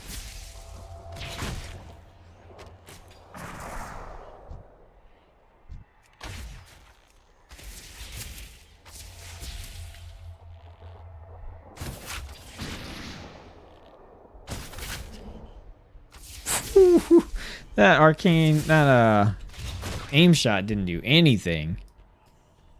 Oof. Those feel really bad if you don't cast them with that bonus. And if you don't get a crit. Oh, lock and load. Yeah, I don't know. Like, I mean, I can incorporate volley, but that's like, you know, if I need an AoE or something, then I can do that. And volley also, you know, does a big chunk of damage. But I don't know. Calling a shot. Is that better? We can use true shot more often. I don't know that that necessarily matters, though.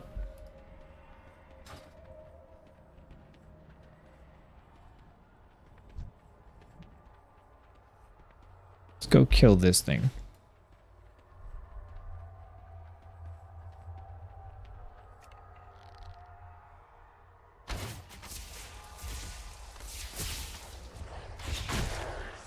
Yeah.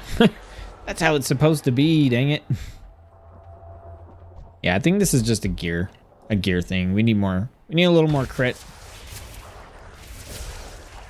So let me go steady shot. Get the haste. I don't know why we get the haste.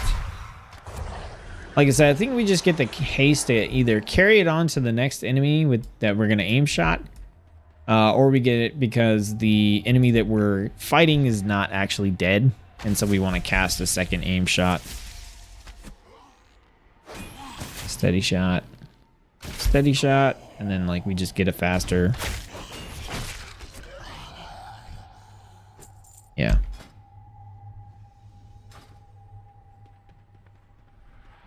I think that works though, because the whole idea with Deadeye is that it makes your aim shot charges recharge faster. So if you have to use two of them on the same target, it's not that big of a deal, right? Because you're gonna aim shot, get in here. You're going to get to where... I need to get this on another enemy that's going to take the two aim shots. Probably one of these guys will be fine. Alright. So like here, we aim shot. Double arcane, because that's what we got. We could throw a rapid fire in here if we wanted to. But we're just going to steady shot twice. We can aim shot again. Use our arcanes. Oh, he's evading. I was like, oh, this is fun. Now he's not evading. Of course not. Okay. Why? Every time I'm trying to do something cool, you're evading. Okay? Never tried to level Hunter, but Marksman is looking great. Not that bad. Yeah, I think switching over to steady focus feels a little bit better. And I'm trying to show an example of what I mean with using the aim shot twice. Which we got a caster over here. Those are the ones that seem to be a little bit more annoying. Okay, so let's see if we can do it on this guy. If we get crits, they just die, which is awesome. But we're gonna aim shot. Do our double arcane. Right, then we go into two steady shots. We cast the second aim shot with the speed boost here. We get our arcanes going again, and then when we kill shot, we basically have our two arcane charges back. Or not arcane. Our two aim shot charges back. So like we can do it again here. right? Aim shot, arcane. We do our 2 steadies. We go into another faster aim shot. That gives us our arcane shots to chunk them down, and then that puts them in like kill shot range. It feels pretty bad if we have to double kill shot because we don't want to use up both of our charges like that because it takes them a while to get back. But if we were not in that situation, it's not that bad. Do this again. And like I said, we do have... Yeah. Okay, yeah, this isn't feeling too bad anymore. It's just a different flow. It's not the same flow that I was able to use at level 60.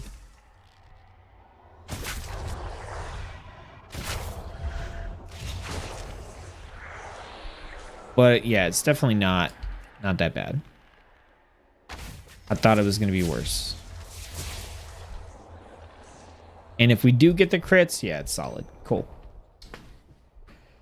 Why do we need 2 charges then? Well, like the 2 charges, for me, the reason you want the 2 charges is because it has a 10-second recharge. So you use 1 charge on a enemy, and then while that one is regenerating, you have the other charge to use. So you're never in a situation where you don't have a kill shot charge up, because like you want to use it to get the aim shot recharge. So like right here, if I use that kill shot, I still have one for the next enemy while that 10-second recharge is going on. In the case of something like these soul renders where they take a little bit longer to kill, it's not that big of a deal.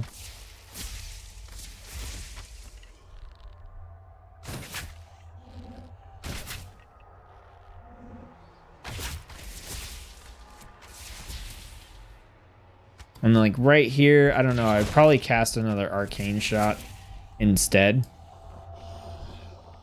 I'm trying to see how far I can push this without like actually healing. Let's go with a rapid fire. That was a good test.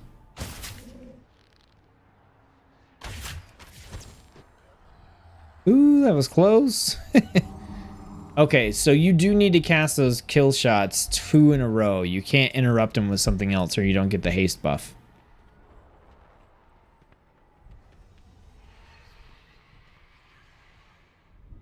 Have to use silencing shot 2 and concussive shot.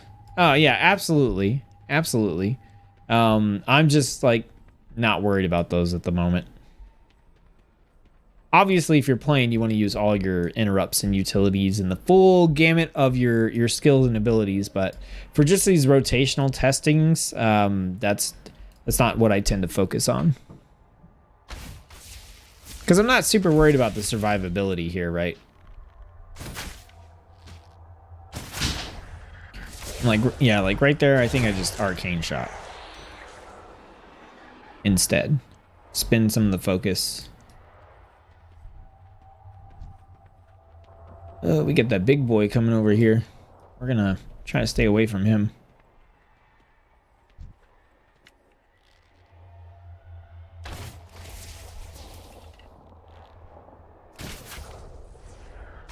Could also just... Yep.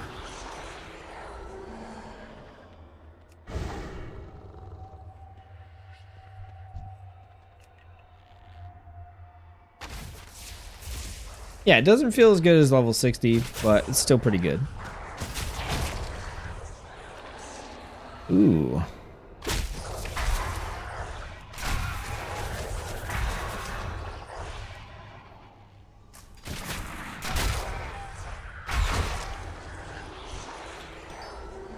I want to damage through the pain. Okay, yeah, I mean, Marksman, if you've seen the level 60 gameplay or you've seen the Torghast run, this obviously isn't as good, but it doesn't feel that bad. Did you break the rapid fire or is it that short now? It's that short now. It's only 6 seconds, I think. No, over 1.8 seconds. It got reduced. Yeah, that's right. So rapid fire duration lowered to 2 seconds from 3 seconds. All right, let's check out these mage changes to Arcane. They look like all buffs, so... let's see. That's Shaman, Arcane Mages.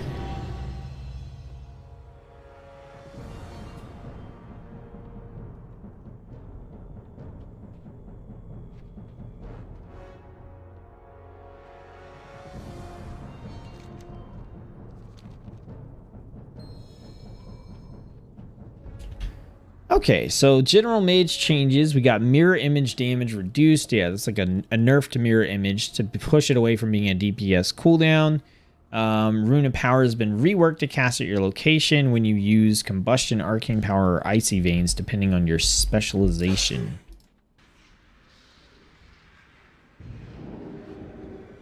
Oh, we got some fire updates too. Okay. And then Arcane updates.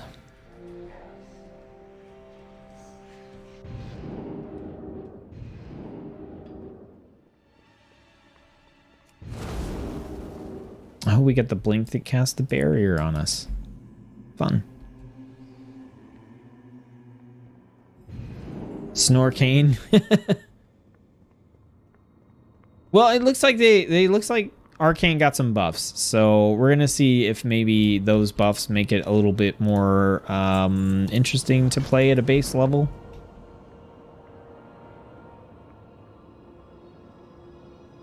So Arcane Power cooldown was reduced, so that's one of our damage buffs. Switch over to Arcane.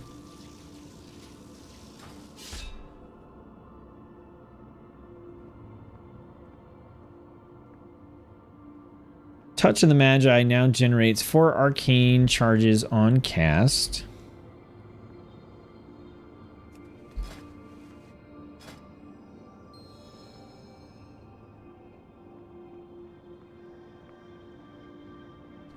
Is that... let's see...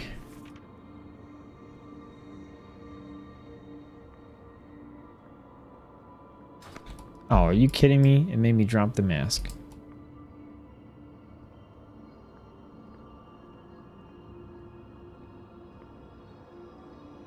We need more stuff to push, not have stronger spells. Yeah, I agree. Arcane to me is kind of like the Beastmaster of Mage, where like it gets the job done without a lot of buttons. You can opt into more buttons, but you don't need to.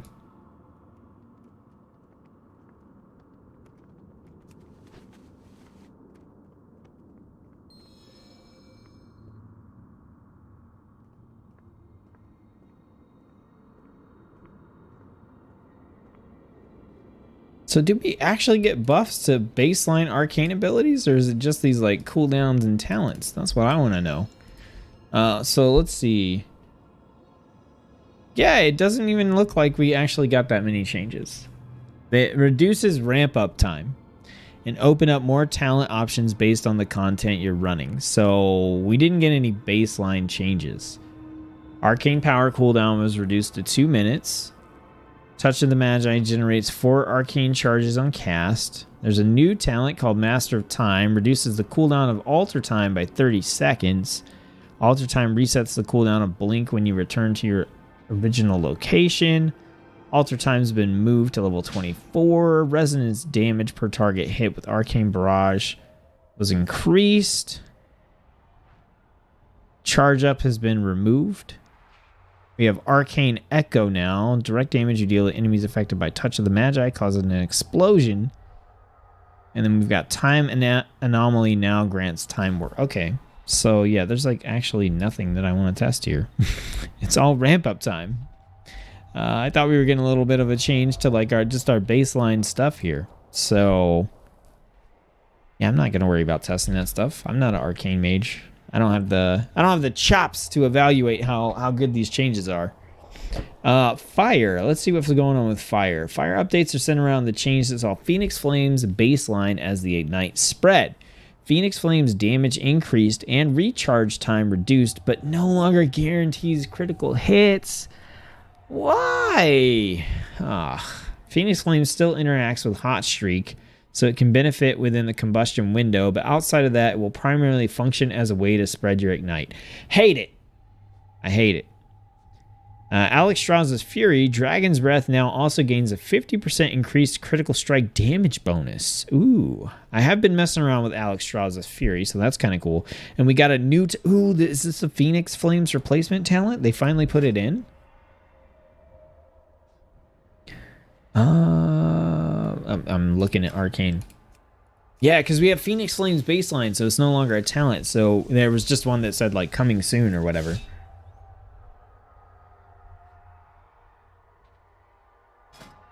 From the Ashes, increases mastery by 2% for each charge of Phoenix Flames off cooldown, and your direct damage critical strikes reduce its cooldown by 1 second.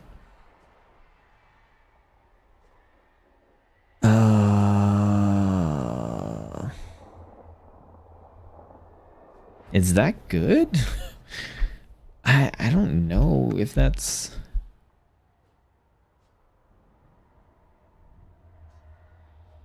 So we're going to up the burn that we're dealing to our targets, but that's giving up Flame On, which reduces the cooldown of Flame Blast by 2 seconds and gives you another charge, which is amazing. And Alex Strauss's Fury, which Dragon's Breath always critically strikes and does 50% increased critical strike damage and contributes to Hot Streak. And it increases the damage of your next Pyroblast. I don't know. I don't know if I like this new talent.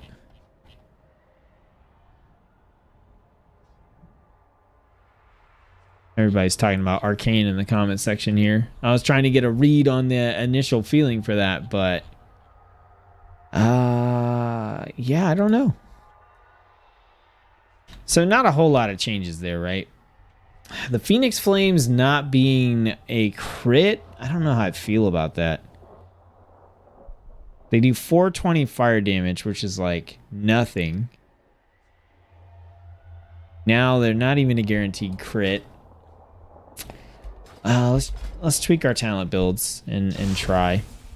Let's grab this from the Ashes thing. We're gonna take...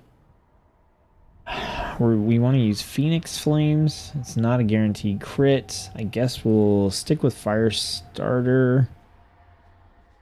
Let's do Shimmer. Casting Combustion creates a rune of power on the ground for 15 seconds.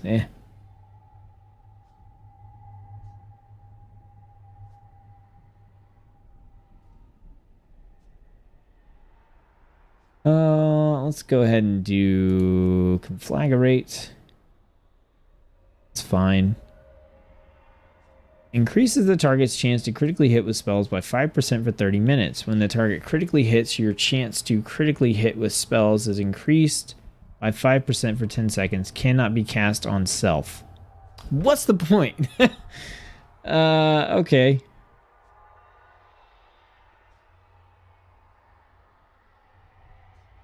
When the target critically hits, your chance to critically hit with spells is increased by 5% for 10 seconds.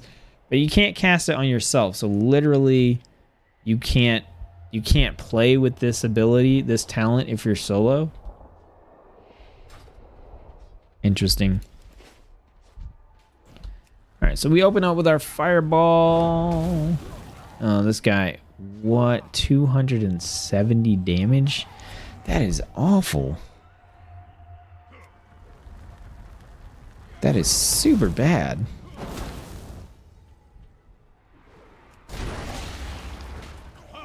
Oh, I didn't pick up the...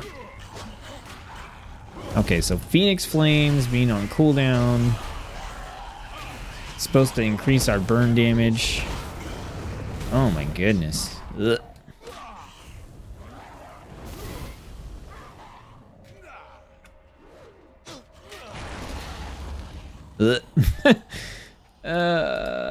Man.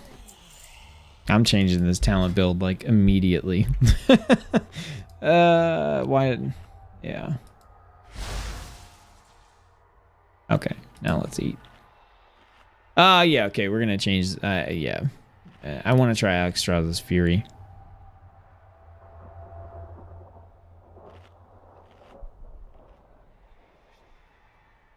And I think I just like the Searing Touch one here.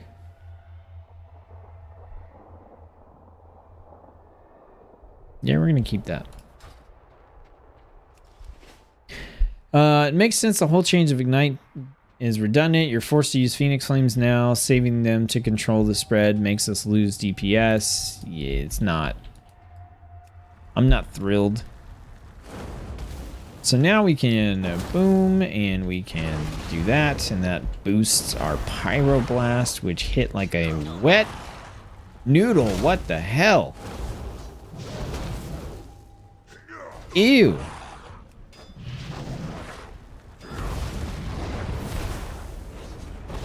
Ew.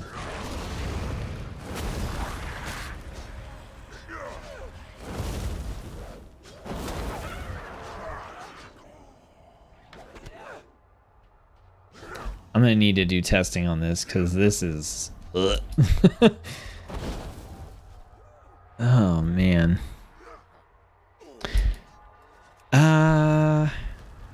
Okay.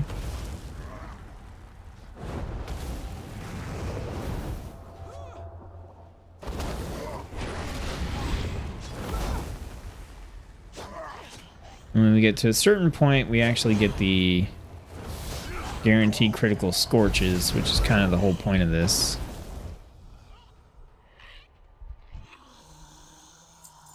That's a big oof.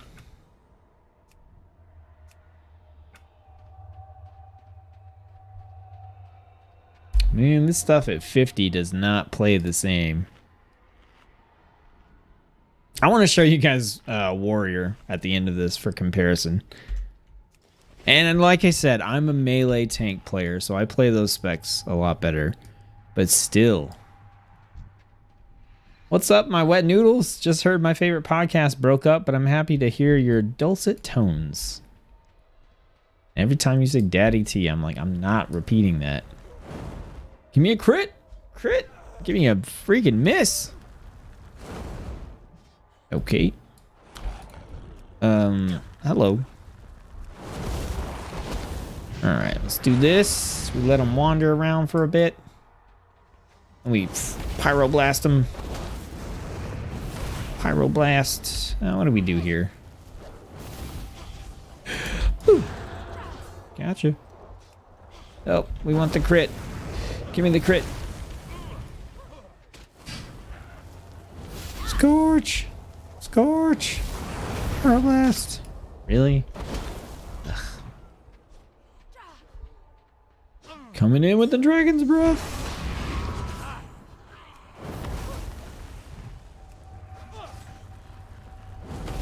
I don't know. Somehow with fire, they just made it feel really bad to stand there and cast fireballs.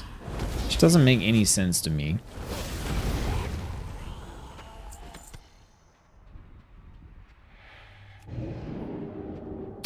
Yeah, I'm gonna have to practice this and figure it out. Like, I did say it. You're right, I did. Oh, this is turning into such a negative stream. I hate it. We're gonna have to do something to shake this up, man. Get some positivity back in here. It's not like all doom and gloom, but I'm not thrilled right now. At least Marksman was salvageable. All right, let's try out Shaman. There's changes coming to Shaman. I think they're in. We're gonna check. We got Elemental Shaman and Enhancement Shaman changes, and oh, this article makes me so mad. It makes me like so mad. The Enhancement Shaman portion. But we're gonna look at whatever they're doing with Elemental first. So I was just talking about how it was like weird that you had the different stacks for Earthshock and for Earthquake, but they actually went ahead and combined those.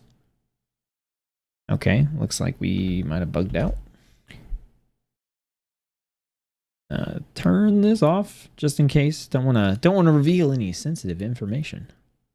You guys are going to find out that my battle net name is Tsetzuko.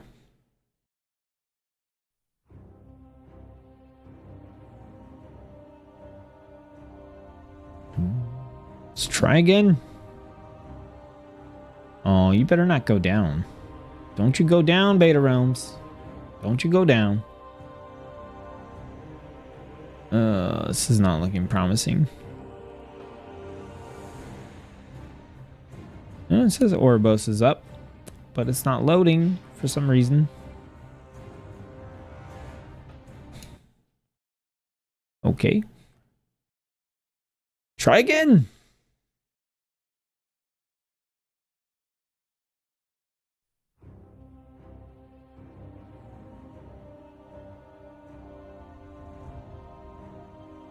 There we go. Okay, let's get in with this shaman, hopefully.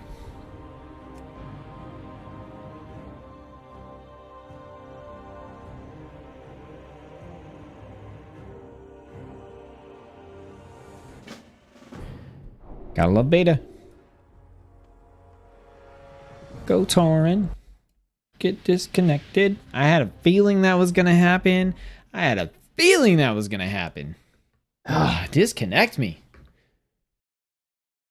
All right, hopefully we can just like go right back into it. We're going to wait a couple seconds. Let it purge itself. And go.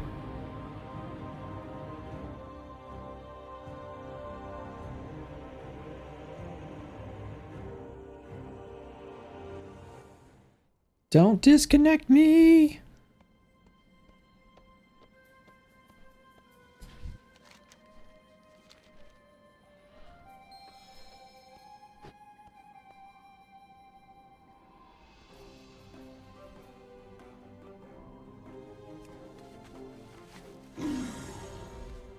I'm gonna waste some time here. I gotta get this helmet off.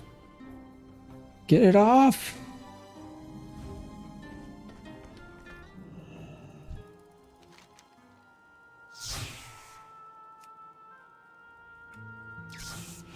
Alright, let's roll. Let's roll! We gotta see those cool new Tauren character customizations, man. That's the whole reason I made this character. Look at that. Super cool. I don't know. I think they're super cool. Risso Rocker. Hey, how's it going? I learned all the tank specs from your vids. I'm still not great at it. My bad, not yours. Gotcha. Well, welcome to the stream. Appreciate you tuning in. This is a stream. We're trying to inject some positivity into what has been a relatively negative stream so far. Unfortunately, we're checking out some of the changes that are being made on the beta, and I don't know if it's just a matter of playing some of these at level 50 and then not feeling as good as they do at level 60, or the result of some of the changes just making things feel not quite as good, but we're trying to check them out and see what's going on with them. But yeah, thanks for tuning in to the stream. Appreciate it. Nice first time seeing you here, so I always like to shout out people the first time they pop into chat. I really appreciate people talking in chat. That keeps the stream interesting, keeps me busy talking about stuff. Definitely appreciate that. So all the tank specs. Are you playing all the tank specs? Do you have a favorite one right now? Is there one are you maybe changing main tanks for Shadowlands?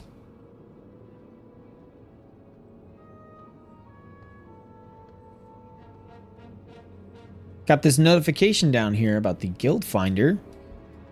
I've got guilds set up for Shadowlands. US servers, go to Proudmoore. You can search for Tsetzuko Horde or Tsetzuko Alliance and ask for an invitation to the guild from the guild recruitment thing.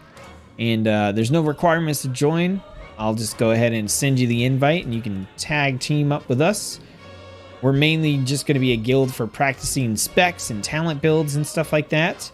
And like the whole idea is you can come in, try something out, group up with people that are doing the same thing, and when you're ready to move on to like a hardcore raiding guild or something, you can just leave. You know, no hard feelings or anything. You're good to go. You got your practice in. If you want to come back on another spec or class, you can. And if you do happen to want to stick around with us, we're going to be focused on Torghast progression, some Mythic Plus stuff, and also doing legacy content for transmogs, mounts, pets, and achievements. So that's my pitch there. Hoping to get into beta, no luck so far. I tried most of them to see what I liked and didn't. I've been maining a Pally. I want to try out DK a bit more though. Ooh, Pally has some good stuff, man. If you go Kyrian as Paladin in Shadowlands, they have hands down what I think is the coolest Covenant ability in the game. All right, so we are set up as Elemental right now. Yo, this Tauren's looking pretty dope.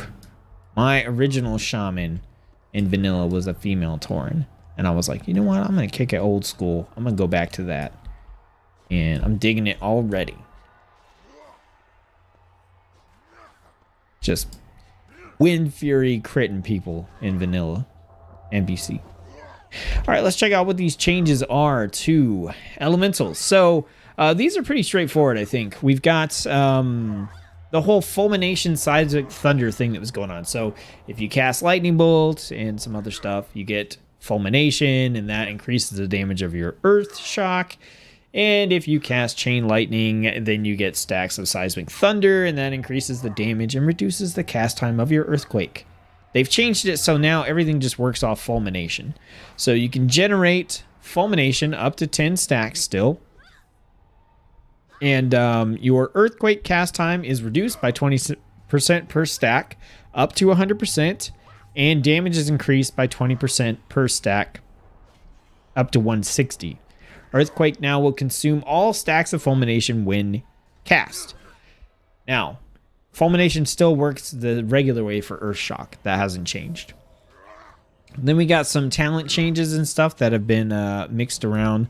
But I just want to get a feel for how this is going to work. So we cast lightning bolts, and you'll see right here, that's one stack of fulmination. Let's see if we can get up to the 10 maximum that we can use. So we're at 8. Oh, maybe we cap at 8. So then, okay, we Earthshock, and it feels so bad. I mentioned this yesterday. It just does not... It doesn't feel like it hits hard. All right, we're going to try this again. I was waiting to get to 10, so that kind of screwed up the flow there. Well, let's double check. Let's make sure. Fulmination. Okay, up to 8 stacks, not 10 stacks. All right, let's top ourselves off here. All right, so let's check this out again. So we are obviously not going to spam lightning bolt, right? We're going to do flame shock. We're going to do our lava burst. And then we're going to go into lightning bolts. We're stacking up fulmination. It looks like we got another one there. When we hit 8, okay, watch the health here. He's at 5,000. We dropped him down by 1,000 with a max stack earth shock that we had to build up this fulmination for. And to me, it just doesn't feel that good. I don't know if it's the animation. I don't know if it's the fact that, like, you build up to 8 stacks and then you're hitting for 1,000. Whereas other classes just have things that do like 1,200 damage and you don't have to build up to them at all. I don't know what it is, but something about it I'm just not crazy about. Like, I don't even, like, the spell effect, I don't even, like, this is it. It's not awful, but for something you build up 8 stacks for like that, I want it to hit, like, hard.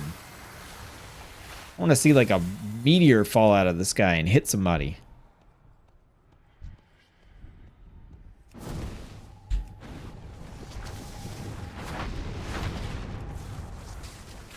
Man, why does everything feel so weak at level 50? And by everything, I mean, why does every character feel so weak?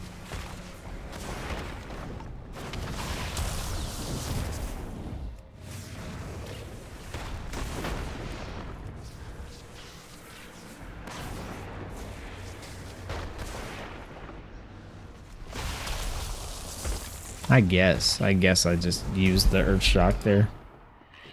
Oof. All right, let's check out some talents because I just rolled with the default talents. Mages drop a meteor with no buildup. That's correct. They do. They got to pick a talent to do it, but they do.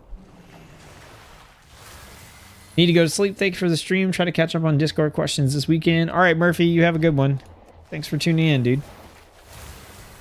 All right, so let's see what we got for talents. So we got some shakeups on some talents here. It says Elemental Blast has been moved to level 25 in place of Totem Mastery. I wasn't picking Totem Mastery anyway. I wasn't like thrilled with it. I really want totems to be an important part of Shaman, but it just looks like they keep moving away from that.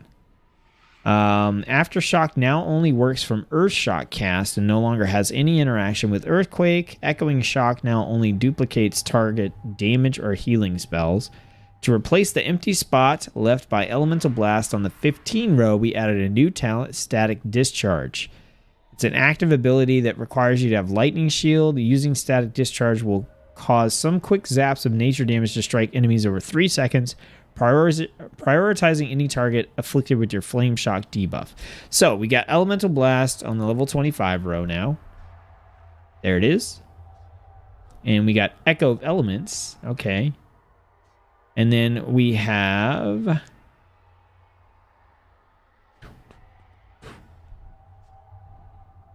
Aftershock. Was that it?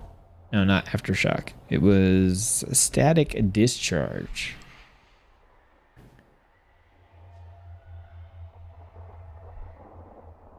Am I missing this? Oh, there it is. Okay. Okay, so it's on the first tier. Discharge excess energy for your lightning shield, dealing 30 nature damage to an enemy within 40 yards every 0.5 seconds for 3 seconds. So like 180 damage. What? What? That seems so bad. Why are the numbers tuned so low? I want to try that because that just seems like hot garbage. Okay, I know I picked up Elemental Blast. That makes Elemental feel better in general. Okay, let's change some talents here. Let's get this Static Discharge, which sounds like it's gonna be awful. Let's go ahead and get Elemental Blast. So Elemental Blast will consume all stacks of Fulmination and deal nature damage to deal extra nature damage to your target. It also does 381 elemental damage and increases one of your secondary stats. I actually like just putting that in and going, goodbye, Earthshock. I don't care about you at all. So that made things feel better. We can keep Spirit Wolf. Let's pick up. We'll keep Master of the Elements. We're just gonna keep that. Think Surge of Fire. That's fine. Yeah, we'll just keep these the way they are. So, I want to see. So if we Flame Shock this guy, and then we cast this, he's at 5,800 health ish.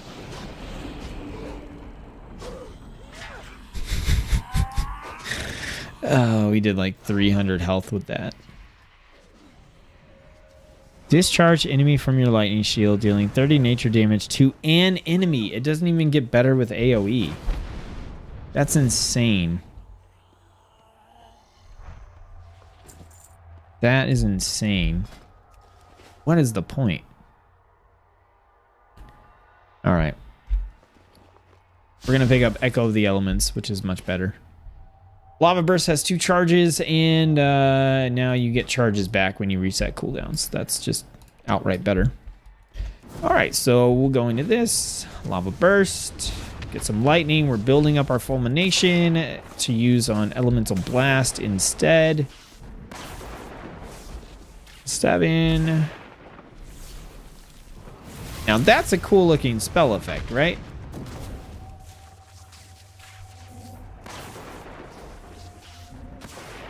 Oof. Just oof.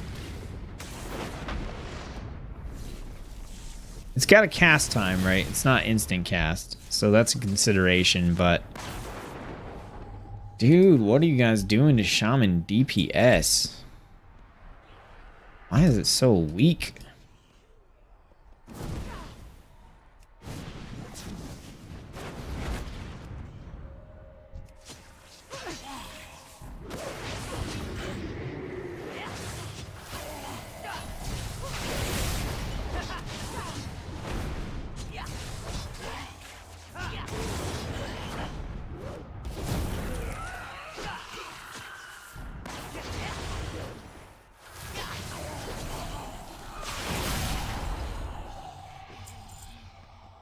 Zong Steve. No idea what you said. Pre-patch went to the PTR. I logged on for a few minutes, saw that I was level 50, killed a couple things and didn't know what else we were PTRing, so I logged off. You're PTRing the pre-patch event, which is a Return of the Scourge event from Wrath of the Lich King, where you can like go around and infect other players with the Scourge.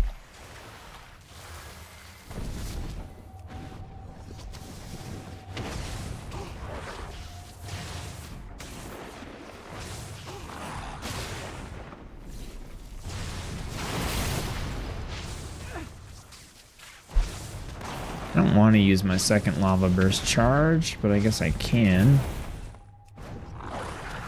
Then we can earth shock there because our elemental blast is on cooldown.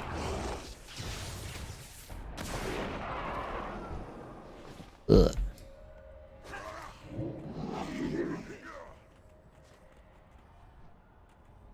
Meh.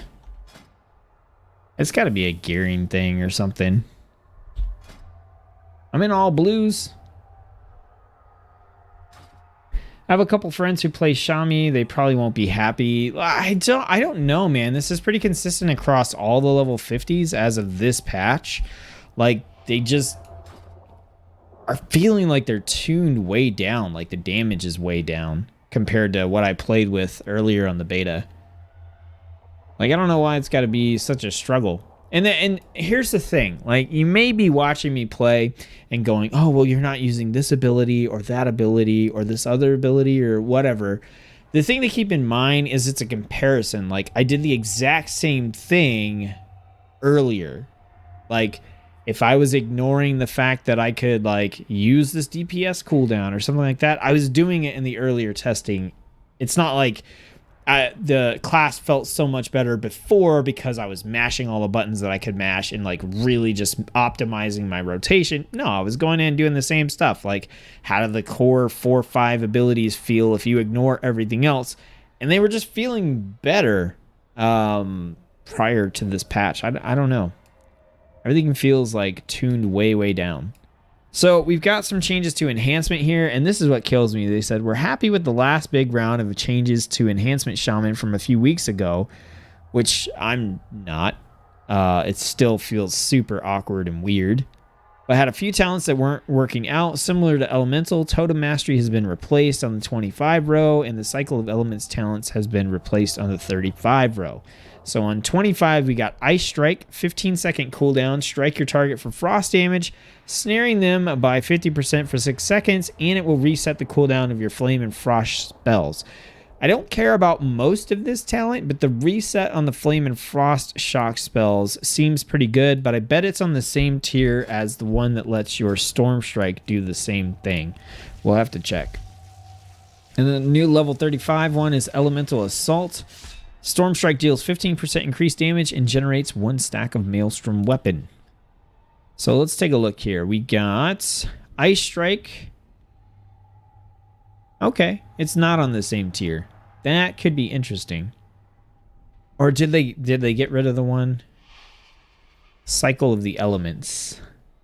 That might have been the one.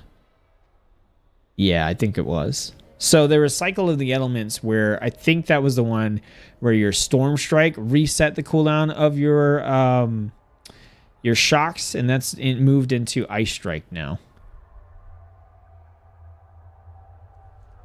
Okay, so Lava Lash here is fine. Forceful Wind is okay.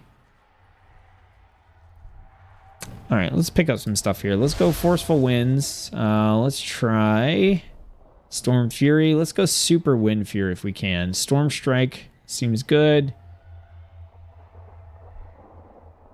I think Crashing Storm is pretty good here. And I think I liked working in Earthen Spike. It's a 20-second cooldown, but it feels like there's a gap in your rotation when you're playing this.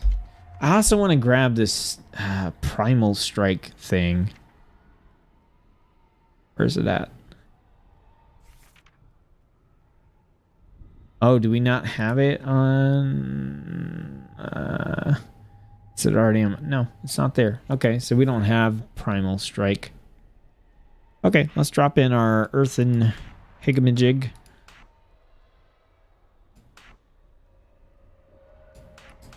Alright, so we want our Flame Tongue weapon. We want our Wind Fury weapon.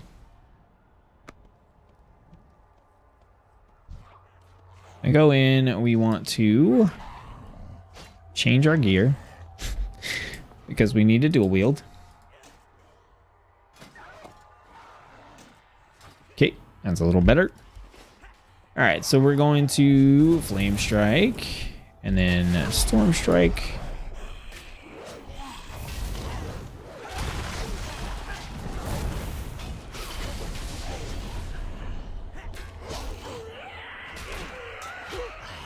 Ew. What am I even doing right there? I need to drop my Wind Fury totem.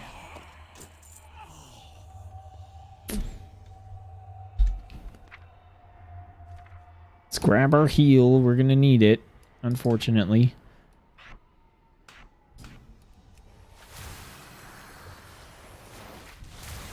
Okay, so for our passives, we've got Wind Fury Weapon.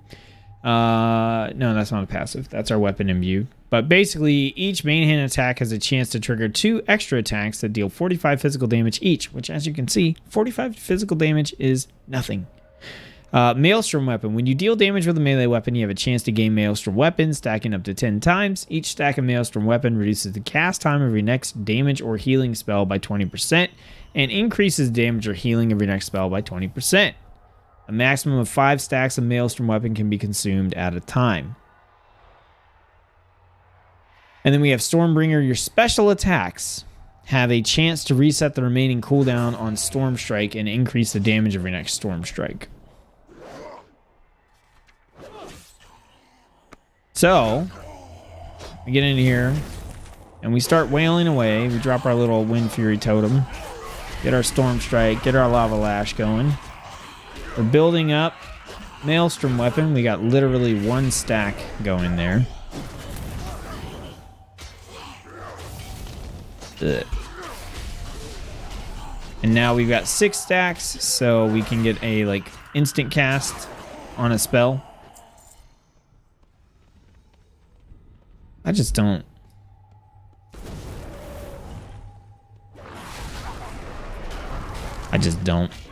We can get a Aftershock in there as like filler. We've got our Earthen Spike as filler. We can Storm Strike. It's not even time to Flame Strike. We can Lava Lash, Aftershock. Probably want to cast a Healing Surge, Storm Strike, get Flame. Ugh.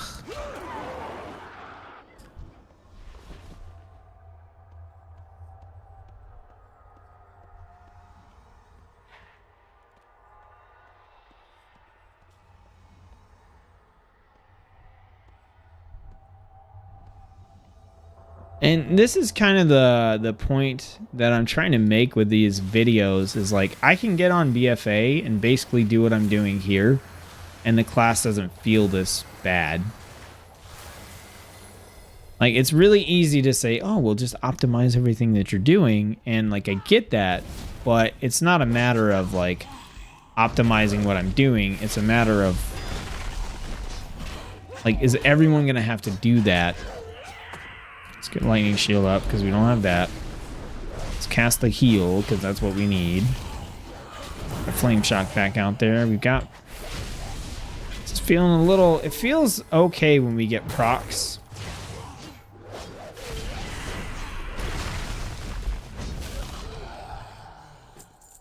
Okay, I feel like I have to get on warrior now and just show it for comparison.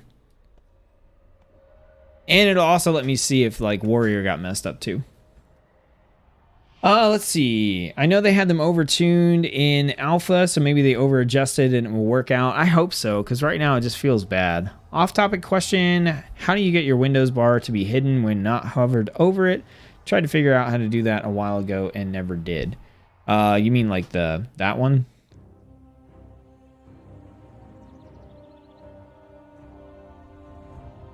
All right, let's get on this warrior. And let's see if they like super undertuned everything or if warrior still feels good.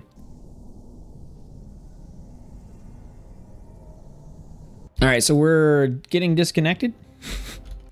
I'm gonna show this off in Prot Warrior and just kind of like, hopefully this is gonna show you guys the difference here. You don't need the display capture anymore.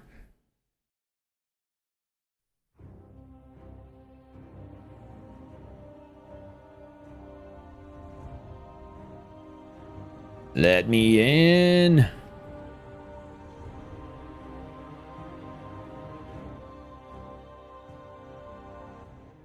Oh, only shows when you go to the bottom of the screen. That's auto hide the taskbar. If you like right click it and go to taskbar settings, you can hook that in. All right, let's see how this goes.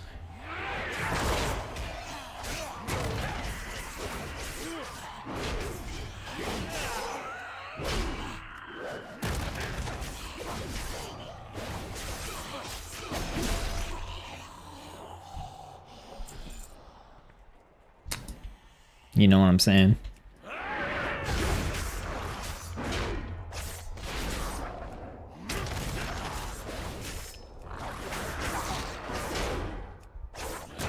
This is a prot warrior.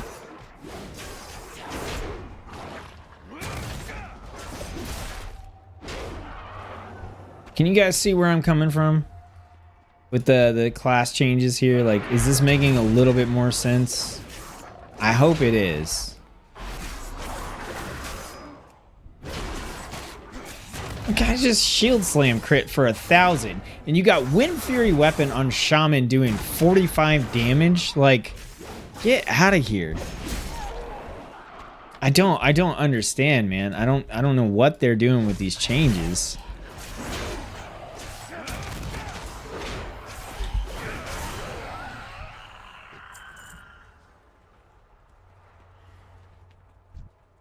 And I don't feel like I'm doing anything in like super special with one over the other.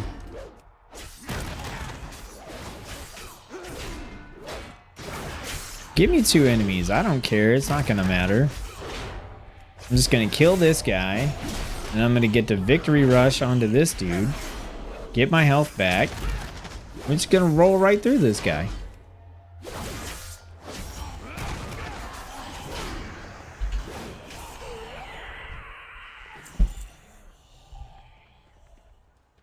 Yeah, I don't know.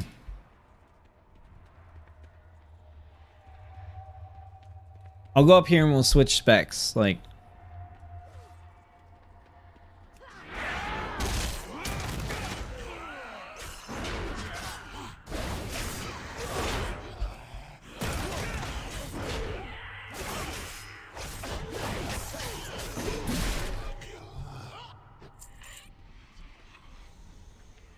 I don't get it.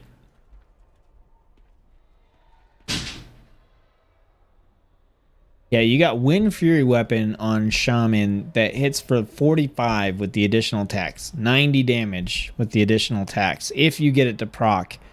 And it's like a super low chance on top of everything else. I don't know.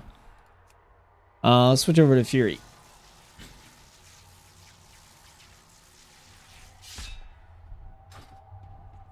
Go back out here. I gotta remember what this build is. We can go against the caster. This is a little bit of a tougher enemy. Oh. This is gonna be difficult because I don't have weapons equipped. Man, I didn't switch to dual wield. I was like, why can't I use my abilities? Hey, you know what? If you play with a sword and shield on your Fury warrior, then you might be as powerful as like Enhancement Shaman. Okay, let's equip our other one-handed sword. Where's the net?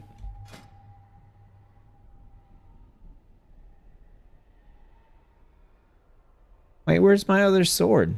Oh, there it is. Okay. Man, being all sneaky down there in the corner. All right, we'll try this again with actual weapons.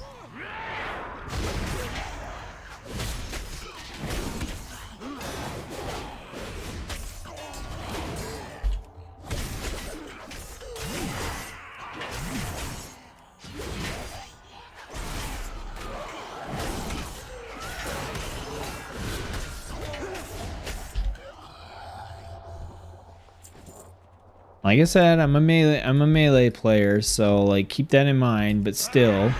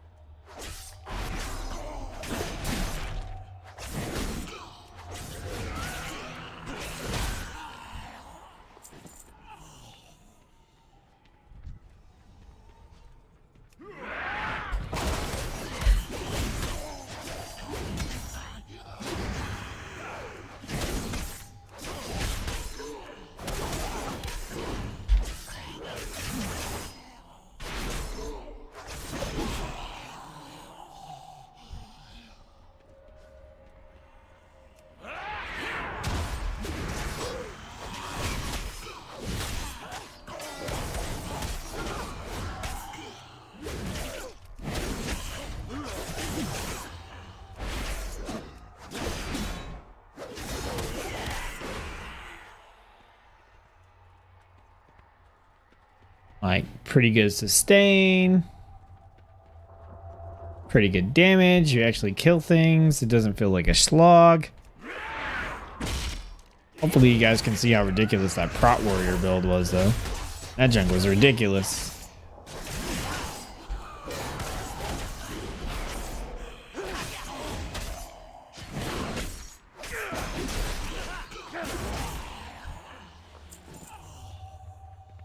Yeah, I don't know, you guys. Hopefully that little comparison there at the end with Warrior just made it like kind of evident, like how, like why I'm so like down whatever the tuning is going on, especially for something like Enhancement. Like that just feels like a struggle. Feels like you don't have those big moments where you're just like, yes, that was it. And that's why them saying that they're happy with the changes is just kind of like, really?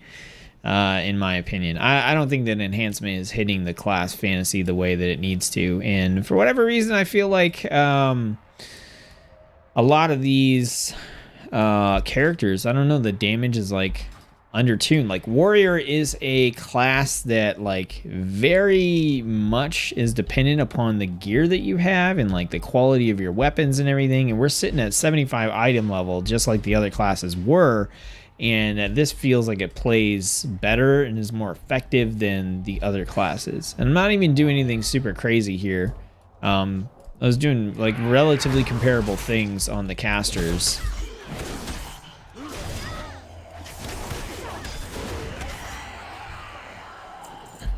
So, I don't know. We'll wait. We'll see if there's more patches. We'll see if there's changes to balance and numbers and stuff like that. But it just seems really disproportionate to me to have something like Wind Fury Weapon that, yes, can proc multiple times, hit for 45.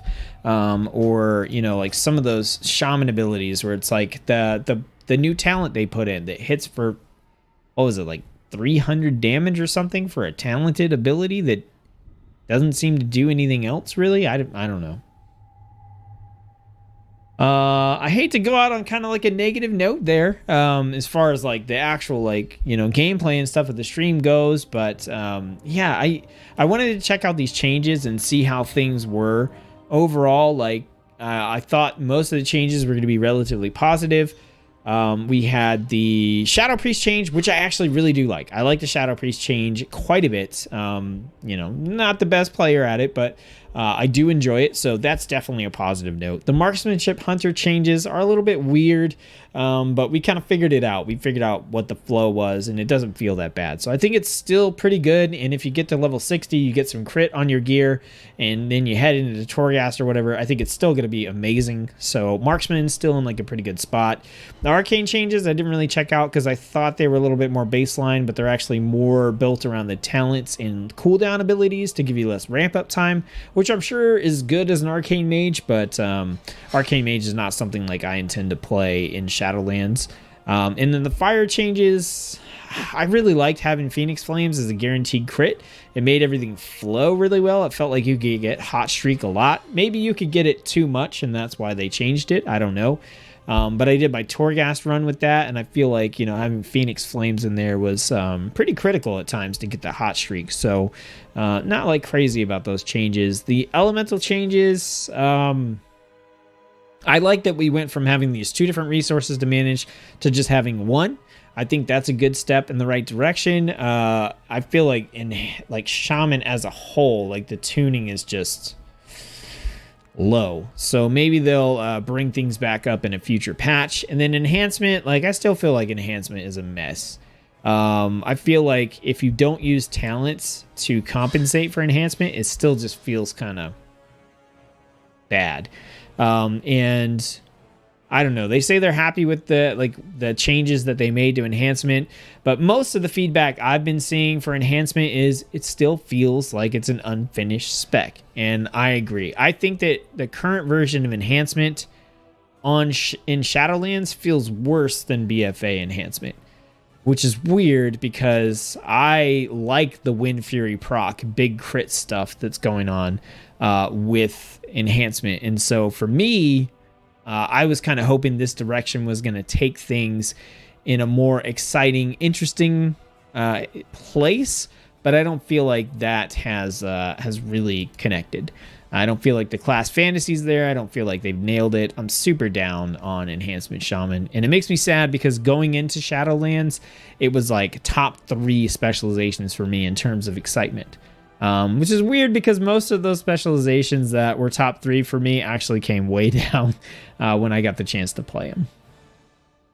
Prot Warrior is one of the tanks I struggle with for some reason, not sure why. I just don't do well with them. With like Prot Warrior, you just have so many abilities that you can use, and you're like very disruptive in trying to control the flow of battle, I think. And some of the other tanks you can just kind of like the rotation is more tight, I guess. You've got a lot. I don't want to say it's easier, but I feel like there's maybe less to do to be as effective. I mean, if you look at something like Vengeance Demon Hunter that just literally has like half the abilities that Prot does, then you can see like maybe that one is a little bit easier to pick up. Not that they don't both take skill, especially at higher levels of content, but Prot Warrior does just have a lot of buttons, and a lot of buttons that you actually can use and would use pretty often. So here at the end of the stream, I wanted to take a minute and I want to pitch at you guys.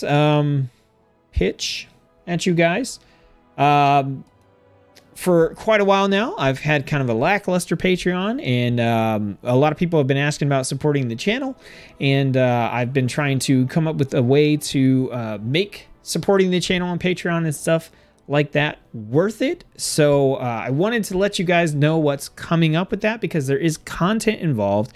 And I want to make sure that if you are interested in the content or you're interested in supporting the channel, you know that it's coming and you don't miss it. So basically, new on Patreon, you can head over there, patreon.com/Tsetzuko. Coming up starting on September 1st is going to be the first iteration of the new version of Patreon.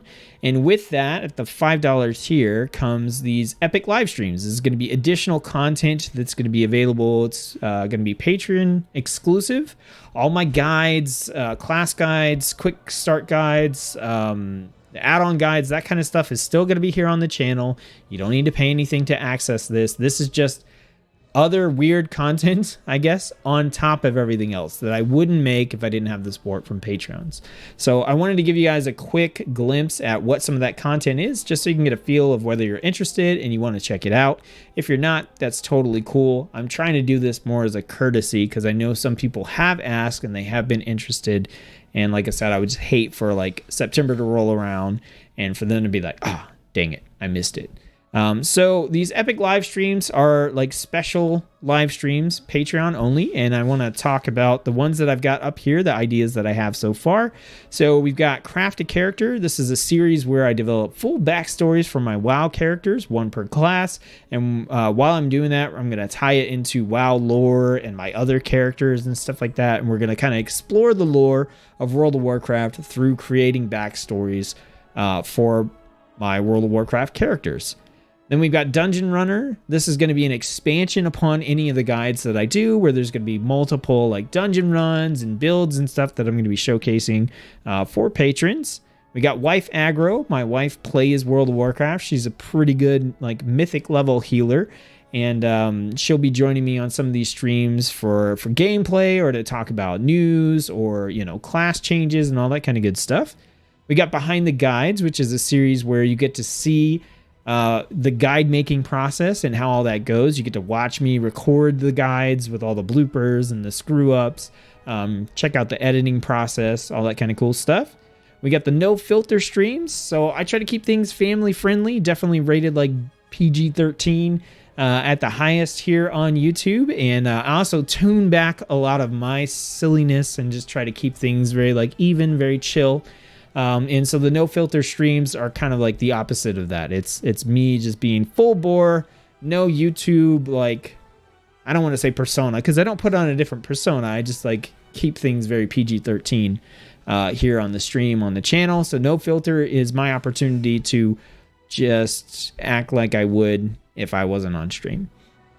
And then the last type of show that's going to be going on is I Can't Believe It's Not Warcraft, and that's just where I talk about stuff that isn't World of Warcraft. There's no gameplay here, but we cover all kinds of stuff. We've done this with the patrons before, where we hung out and we kind of did a preview of the like upcoming anime seasons, because I'm a big anime nerd. But you know, I might do some cooking or that kind of stuff. I've got all kinds of stuff planned, but this content is all the kind of stuff that's going to be accessible through Patreon as epic live streams. And yeah, if you're interested, check it out. And if not, I appreciate you guys tuning in to the stream, commenting, chatting, liking the videos, subscribing, all that kind of support definitely helps as well. So thanks you guys for tuning in to the stream. That's going to be it for this evening. I'll go ahead. You can't actually access this website yet, just in case you were wondering.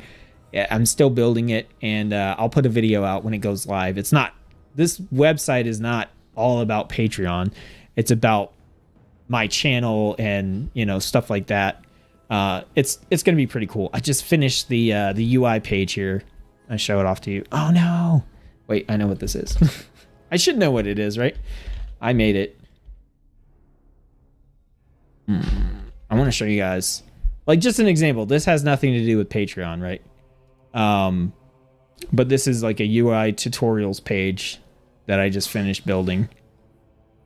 So it's going to be a nice, awesome showcase for the channel and everything, the website. I'm really excited about it. So yeah, this is coming down the road. This is something I've been working on behind the scenes. But like I said, thanks you guys for tuning in. I appreciate it.